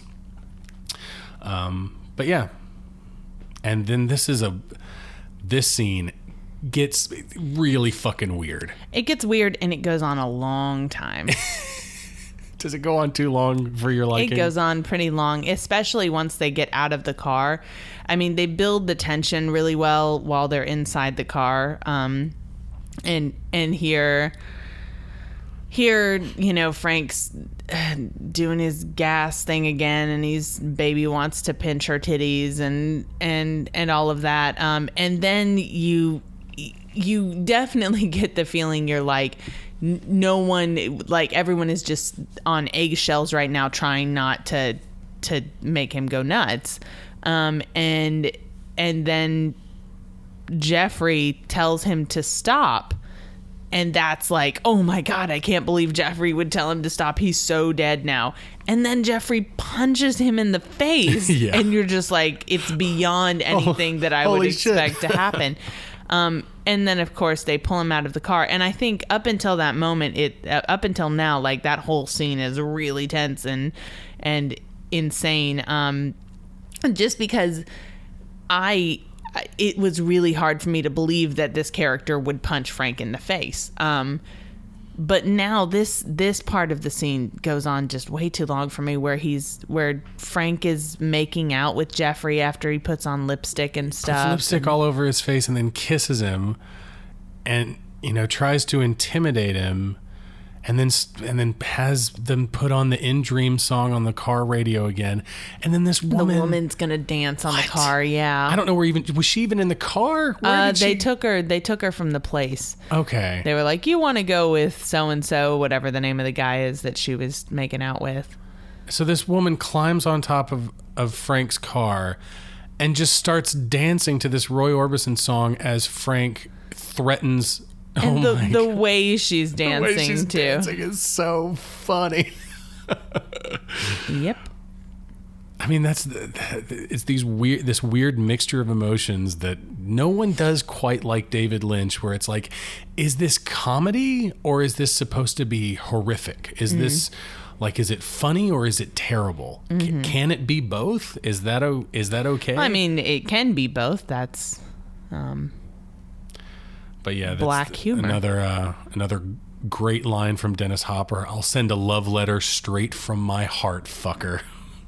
And he says, like, you know what a love letter is? It's a bullet from a gun. Yeah, I love that line. That's pretty nuts. Do you think Dennis Hopper could have played the Joker? Actually, I'm just saying that because he's got lipstick all over his face right now, but I mean, he can definitely pull off crazy. So. Oh, for sure. I wouldn't say in any of the new Batman movies, but maybe in one of the old ones. He was like the only one who wanted to play this part. This was sent to several people, and I think actually Robert Loggia wanted to play this part as well, but apparently Dennis Hopper read the script and called up David Lynch and says, I have to play Frank because I am Frank. Which is a profoundly fucked up thing to say. Oh, it is. Yeah, that's profoundly fucked up to admit. But yeah, but like I was saying, there's a lot of the people who were considered for the role found it repulsive and too intense. There were a lot of people considered for Isabella Rossellini's character, Dorothy. originally it was written for Debbie Harry, who was in Videodrome. Okay, yeah. And that's probably why she received the offer, because she was apparently, after being in Videodrome, she was getting a lot of offers to play the weirdo, in quotes, the weirdo lady. And she didn't want to do that anymore. She was like, I did Videodrome and I'm done. I'm good. I don't need to be typecast as the weird woman with like weird sexual proclivities, you know? Yeah. But not to say that I wouldn't have loved to see Debbie Harry in this role, because she's fucking great in Videodrome. And then we find here that this is Meadow Lane, right? Which we heard Dorothy say on the phone. She said something about Meadow Lane. And then we find that's where this is. I'm still not sure what that means. I don't know what. I feel like there are just moments in this movie that are just kind of like bookmark connections, where it's like, oh, and this is what Meadow Lane means, is it's this place where he takes people out to beat them up. Like, I don't know. I feel like this movie does a really good job of making sure that all the loose ends are tied up, that you don't have any questions at the end of the movie. Oh yeah, I kept alluding to this scene right here where he's thinking about the things that he's been doing to Dorothy, you know, hitting her and kind of becoming the thing that he's afraid of. And I think it's no coincidence that he's in his bedroom, with that thing behind him on the wall, whatever it is, where he was when he dreamed, that terrible dream after he watched her being raped by Frank the first time. And now he's breaking down crying, remembering himself hitting her while they're having sex.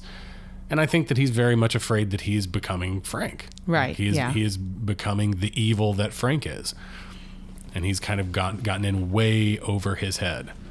Which basically describes everyone in this movie. Everyone in this movie is a victim of getting in way over their fucking head. Mm-hmm. Yeah. But let's see. I wanted to talk about the relationships. So let's talk about how. Okay, so he is leading Sandy on to believe that he's exclusive with her, and obviously this whole time he's having sex with Dorothy.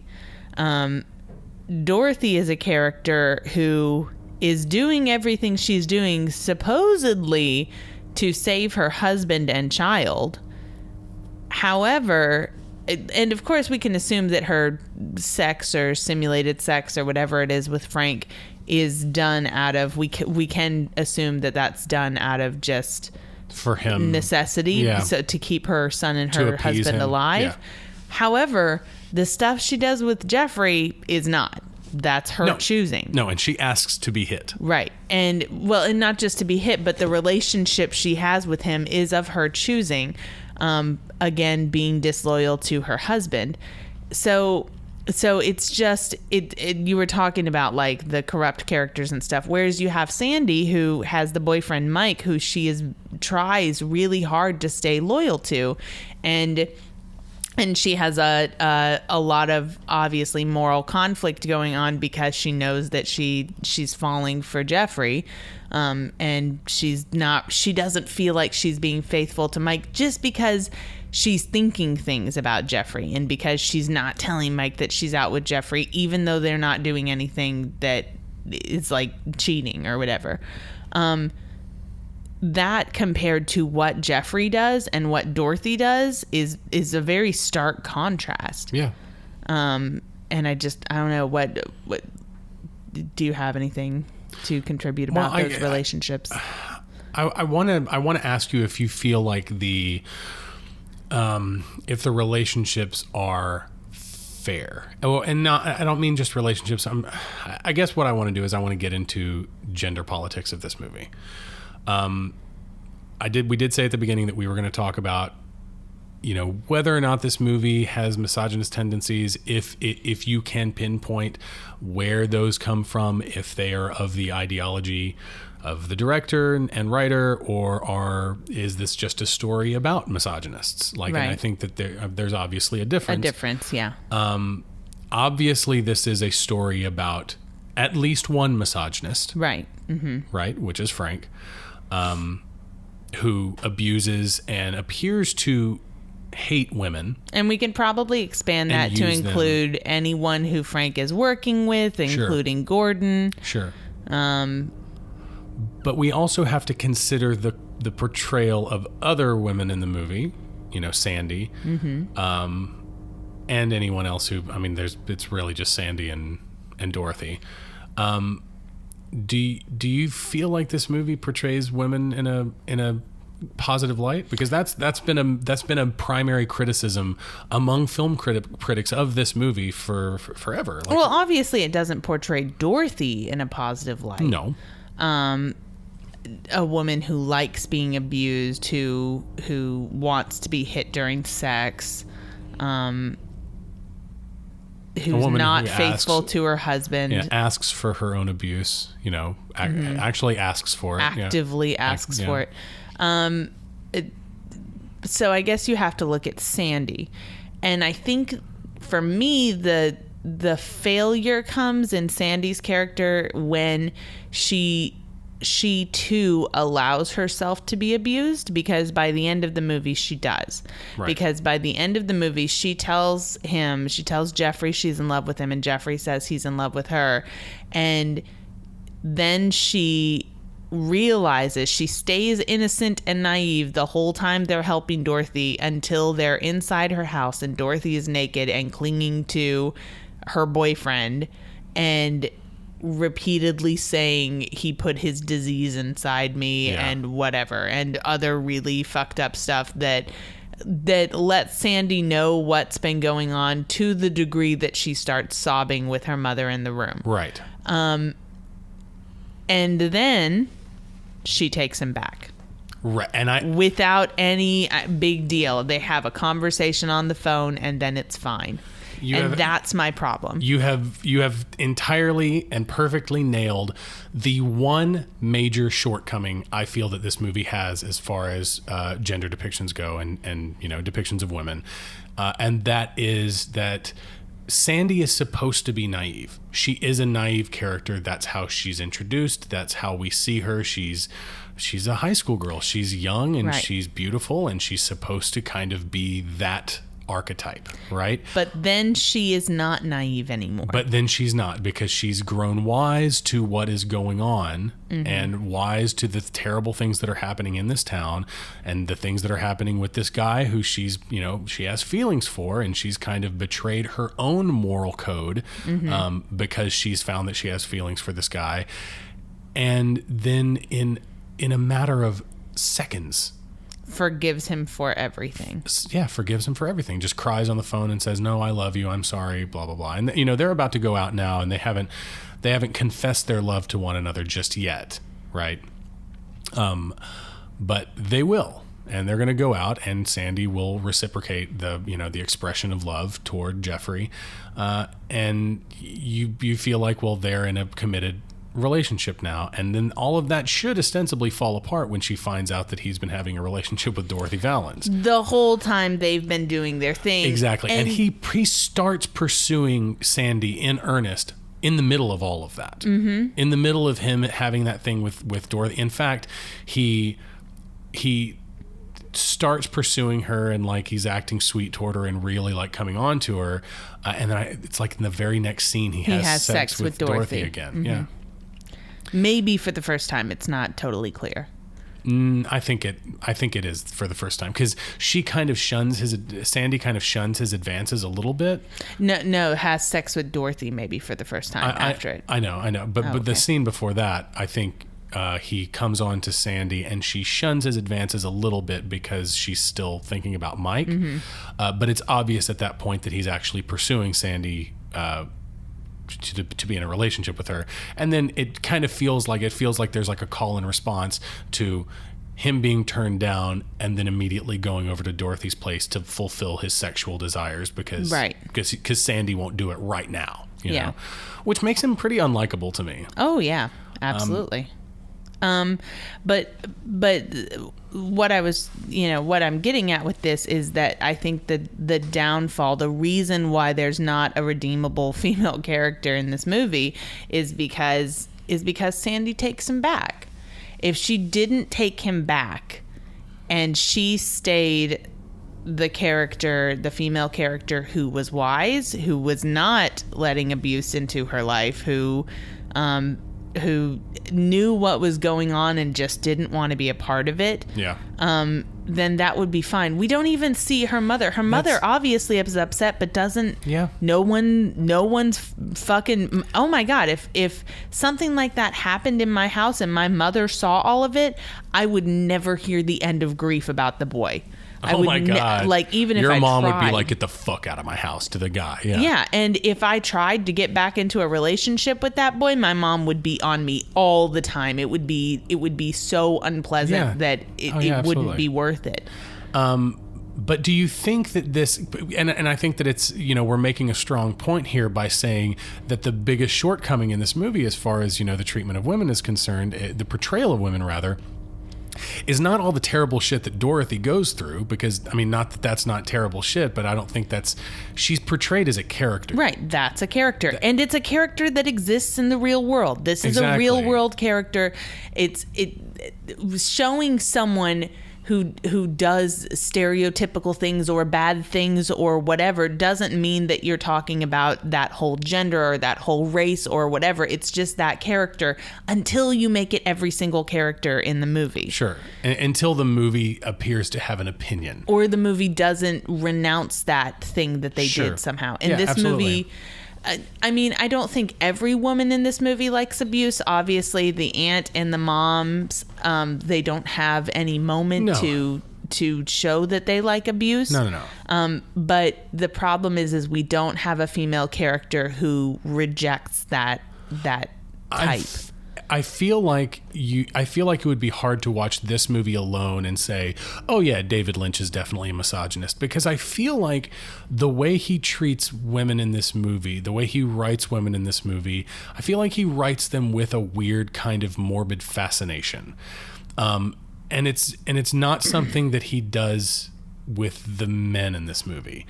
The men in this movie, in David Lynch's world, are very simplistic creatures.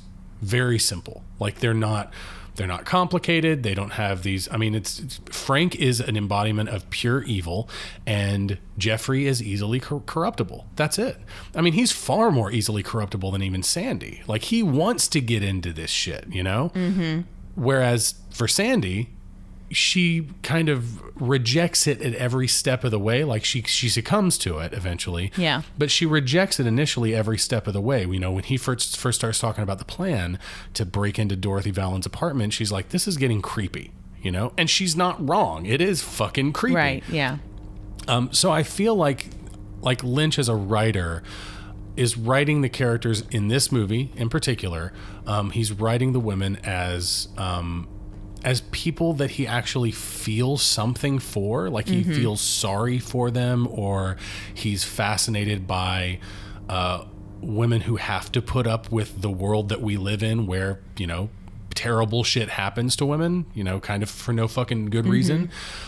Whereas the men he's writing, like, they're dumb animals, which is fine. Like, I think that's fine, but I think that that's an interesting way that you can look at David Lynch as a writer, especially for a writer-director who has been kind of branded by some people as a misogynist. What about his other stuff? I don't know about. I really haven't watched his other stuff, so. It's been so long since I've really watched a lot of his stuff with a critical eye that I would have to.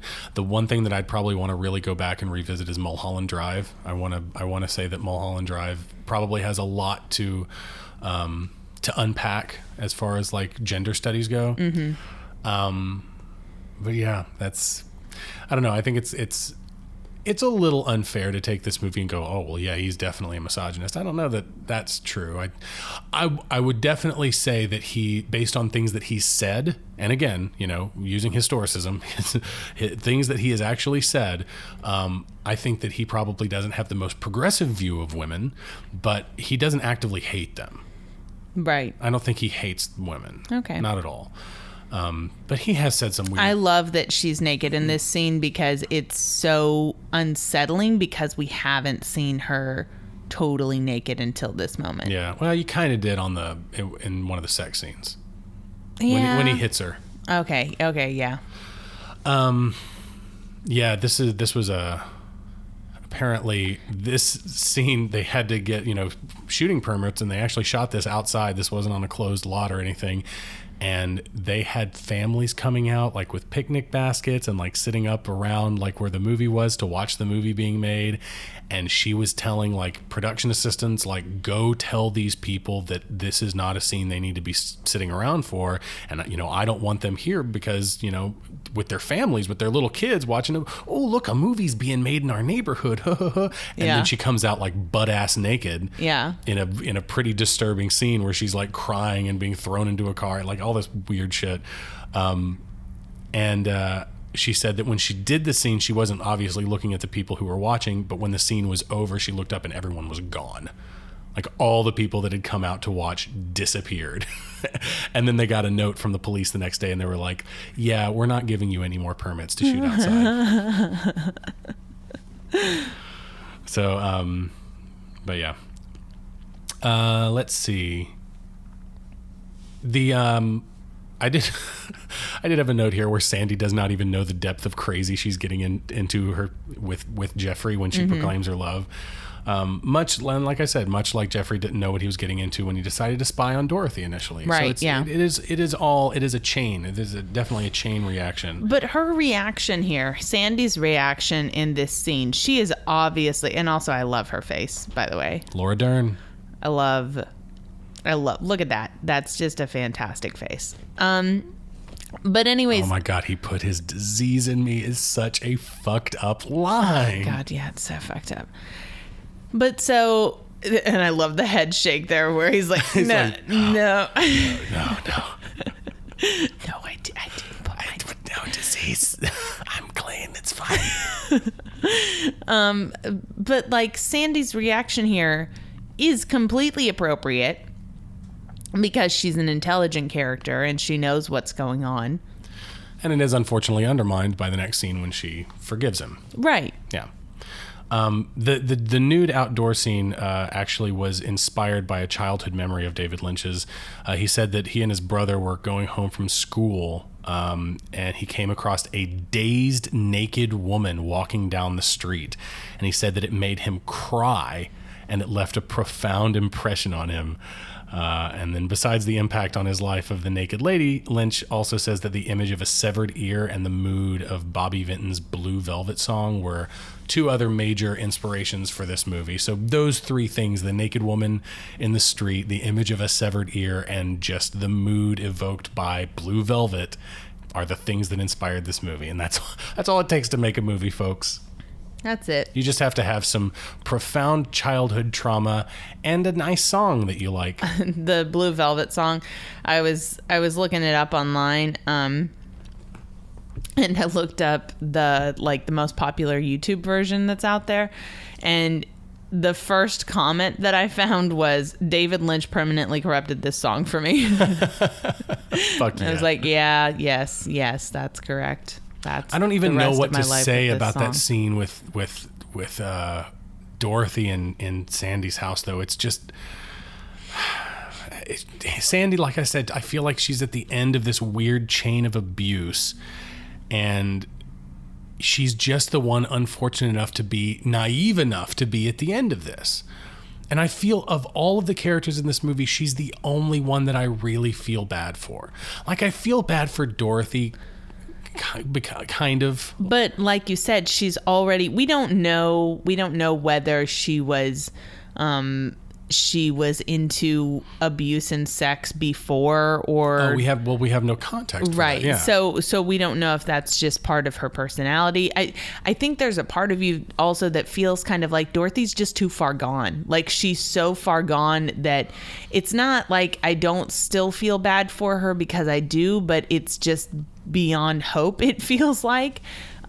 Whereas for Sandy, I obviously feel like that's not where she is, and she's falling into something that is not going to turn out good for her. So Yeah. I just hate that she goes back to him. Molly Ringwald of the Brat Pack fame was originally offered the role of Sandy, but her mother objected to her starring in this movie because of the graphic content of the film.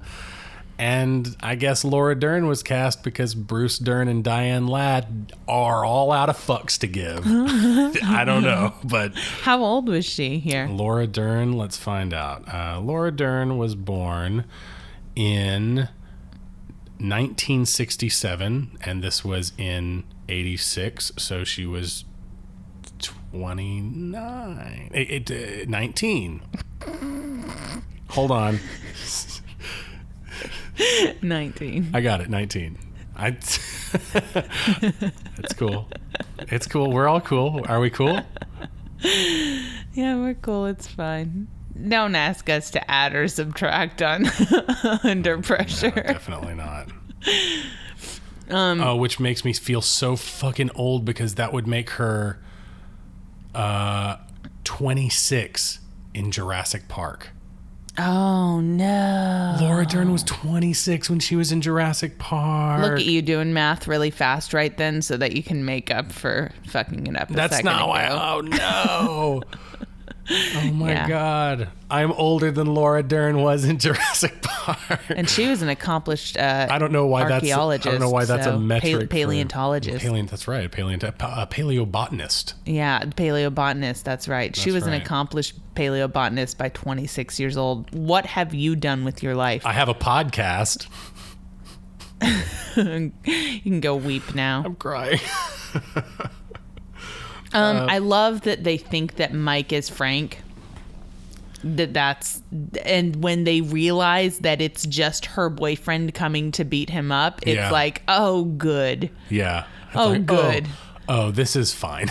Oh, good. It's just your boyfriend and his friends coming to beat me up. And it's funny That's because, fine. like, in any other movie, that would be a huge moment. Yeah. Like, it would be a huge conflict. Be like, oh, fuck. Oh, no. But when you he's find figured out it's Sandy's, like, high school boyfriend, you're just like, who gives a shit? Nobody cares. It's like, get in your car, little boy, and go away. We're dealing with much bigger shit right now. That's how bad things are at this point. Exactly. And I feel like that's probably the intention of the scene is to show this guy showing up with his crew and they're all sitting outside the car like smoking cigarettes and saying, I thought you were going to kill him. It's like, no, man, and he kind of runs off like a dog with his tail between his legs when he sees Dorothy.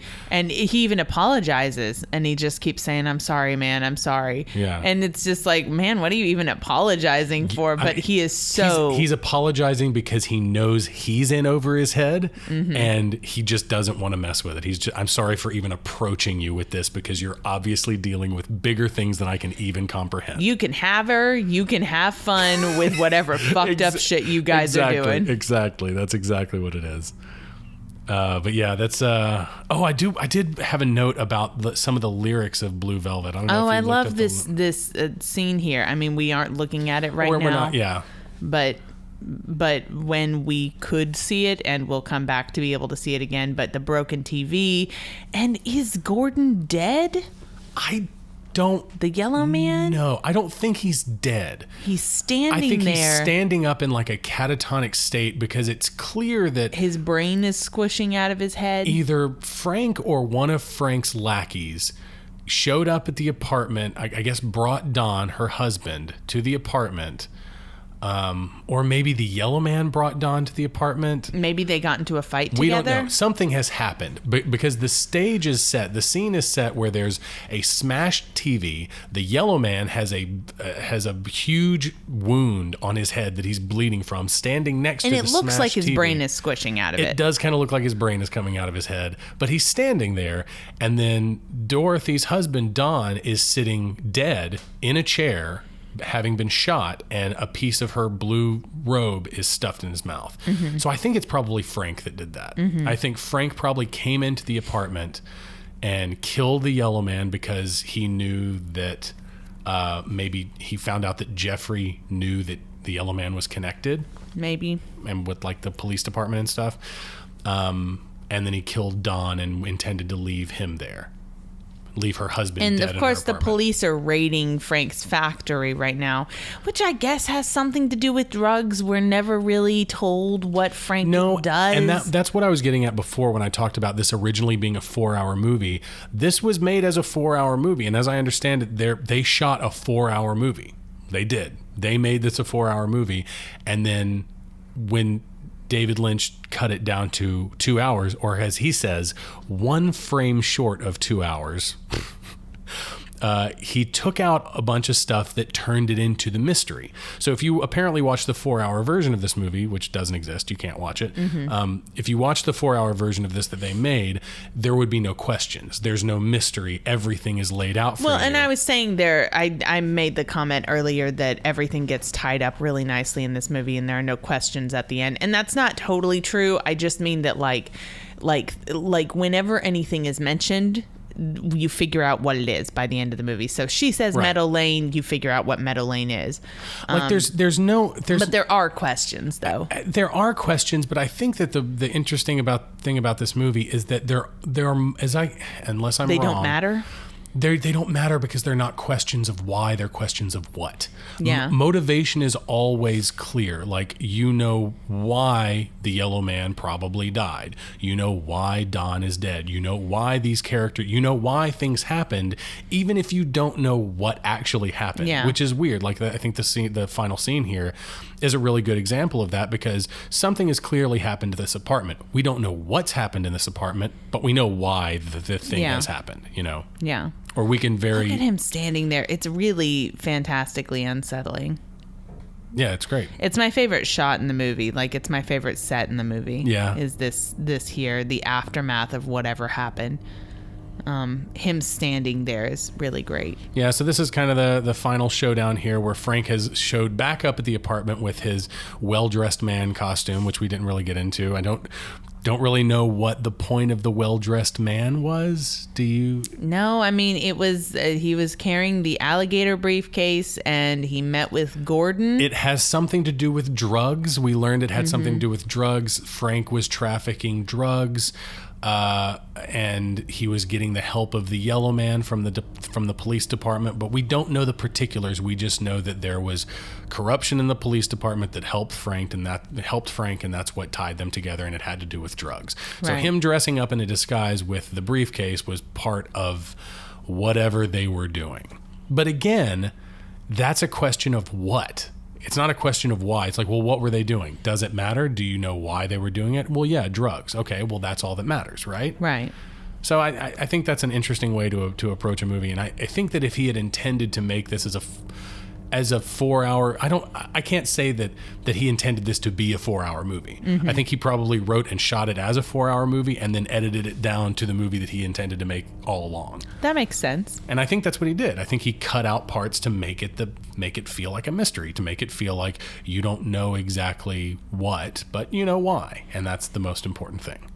So I don't know why right before you would try to kill somebody that you would do the drugs like this, because you wouldn't be able to react to things as he wasn't able to react to things. It's not a question of logic. It's a question of him. There's an allegory here. It's a connection between, you know, his sexuality. And right, and his also, sex and fantasy. it's sexual for him to, and it's sexual for him hurt to kill. people. Yeah, of course. So, yep, and that's this scene right here, which I think probably inspired a pretty famous scene in Burn After Reading, where things went a different way, directionally. But if you haven't seen Burn After Reading, you'll have no idea what the fuck I'm talking about. But if you have, you probably got a smile on your face right now, unless you're sad, because it's kind of sad in that movie. But we've made it. We're close to the end of Blue Velvet. Let me see if I've got any other standout notes that I wanted to throw in here at the end. There were the shadows on the wall in that scene when he was walking down the stairs that I loved. I did want to mention the symbolism of the candle. We did talk about the weird kind of smash cuts to the candle. We see these cuts to the candle almost being blown out throughout the movie, right? Mm-hmm. And in the scene where Jeffrey finally hits Dorothy, it goes from a candle to being like full-on flames, right? Like flames are burning something down. I think the candle represents Jeffrey. I think that's pretty clear that it does.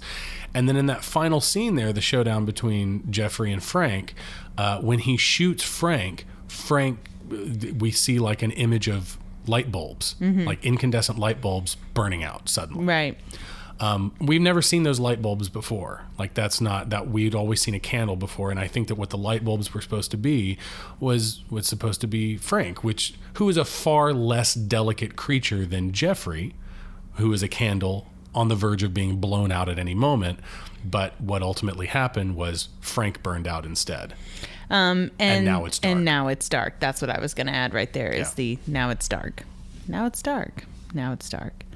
Weird, obvious statements like that in this movie. Things like now it's dark. Yeah. And you're just like, why would anyone say that? But Because it's a weird movie. we got this nice little Robo Robin. Robo Robin. Robo Robin. I want a Robo Robin. David Lynch at one point claimed that this Robin was real. Did he? Yeah, and then when he was told that it looks like an artificial bird, he smiles really big and says, "Well, it's playing a role." What a dick. What else do I got? Let's see. Harry Dean Stanton was the first choice for the role of Frank, but he turned it down because he did not want to work with such a violent film. And I only say that because we may or may not see Harry Dean Stanton pop up in a future episode of Popcorn Poops this month. Oh, what could it be? Oh, not going to tell you Yet. Not yet. And we're back to where we started. Same imagery and the everything. same shots in reverse order. Yellow flowers on a fence. Oh, well, this is added in there. Yellow flowers on a fence. Fire truck with the guy the fireman waving right into the camera, which is fucking weird. And then roses against a fence. And then we see Dorothy and her little boy with his spinny hat that makes her laugh, she said, because it's so funny. It's so funny to have a helicopter thing on a hat that's on a child. I think it's is it a beanie? Is that what it's called? What they're called? I always thought that, like, people have started calling toboggans. I call them toboggans, but like wool knit caps. They call them beanies. They call them beanies. But when I was a kid, a beanie was like a little hat like that's got like a propeller on it. I don't know.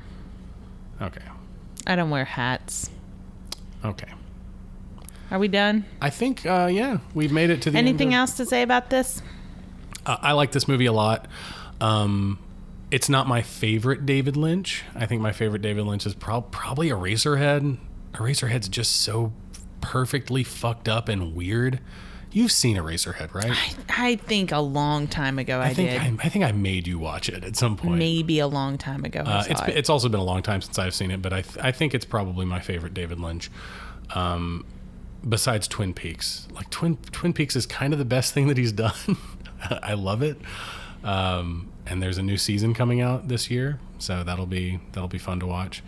But yeah, I don't think it's a perfect movie. A lot of people consider this to be Lynch's masterpiece. I wouldn't call it that. I think there's a couple of weird character choices. And yeah, I don't know. Like it feels kind of weirdly disjointed and simultaneously, it's like on the nose in the way David Lynch's scripts are, but also like intentionally esoteric in random ways that don't really mesh. I don't know. I don't want to say that this is a case of like The Emperor Has No Clothes, like, you know, artistically, because I don't think that's it. I think David Lynch is a genius, but I don't think this is his best work. It's great though. It's a great movie. I think this is a very well done movie. I think it looks good. I think the writing is solid. All of that because it's doing exactly what it wants to do and what it intends to do, and succeeding at that in a very artful way. However, I don't really like crime movies. I don't like mysteries very much. I like Sir Arthur Conan Doyle. I like the Sookie Stackhouse books. That's sure. Well, the first 7. Like the first 7 Sookie Stackhouse books. I'm serious. I You're know. joking, but man, they go downhill really hard. But anyways, like so I'm just not into these kind of movies and this That's kind of stuff, and That's it's cool. also I knew you pretty wouldn't be. experimental too, and that's also not my thing in literature or in film. So yeah, That's fine. how I feel. That's perfectly valid. I think But I recognize that it's Yeah. a good movie. I'm not shocked that I like Blue Velvet more than you. Me neither. That'll bring us to the end of another episode of Popcorn Poops. As always, you can find us on our website at popcornpoops.com. Please subscribe to us on iTunes and Stitcher. You can follow us on Twitter at Popcorn Poops, or individually, I'm at Dusty Cram Cram. I'm at J. Casper Kramer. You can also like our Facebook page, and social media is the best place to stay up to date about the show, especially with our weekly movie still identification game. It's the only place you can get it, and it's a really fun little game to play. We've also got a shop with some merch that you can purchase if you want to support the show. That's at our website as well. You can also donate if you just want to give us cold hard cash. We won't turn it down. And you can also participate in our Audible audiobook podcast program. You can sign up at audibletrial.com/popcornpoops, where you can get a free audiobook that's yours to keep, whether or not you continue with the trial after it has expired.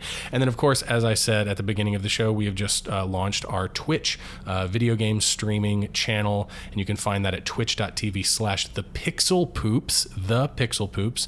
And we don't have a schedule or anything, like I said. We're not entirely sure what we're doing with it yet, but go ahead and subscribe to us, turn on notifications, and we'll be live at some point, and that should be fun. But there will be more information coming down the pipe on social media, so stay tuned to that. Every week on our show, we like to highlight a friend of the show, who we affectionately call our Poo Pal. This week, we would like to bring your attention to the Soiled Restroom Cinema podcast, and you can stick around after the show for a few words from them. If you're a podcaster, webcomic artist, YouTuber, or any kind of content creator, you can also become a Poo Pal and get shout-outs on the show and social media, so you can reach out to us if you're interested through Facebook, Twitter, or email to contact@popcornpoops.com. And next week, what are we watching? We are continuing our hashtag 1986 month with Stephen Herrick's Critters. Excellent. That should be a whole lot of fun. Oh, fantastic. It's gonna be a good time. So that'll wrap us up for this week. So until next time, take care. Bye-bye. We are the Popcorn Poops. Hey there, movie fans. This is Honor Knight, your head cinematic flusher from the award-winning Soiled Restroom Cinema podcast. Each week on SRC, myself and co-cinematic flushers Congo Rilla and Natalie Grace scour the bowels of Netflix, Vudu, Amazon Instant Video, and YouTube to bring you the absolute worst in streaming movies that Hollywood has to offer. So when you're done pooping in your popcorn, head on over to signalsoffury.com and listen to us play with some cinematic turds for a while. We're here to flush it, so you don't have to see it.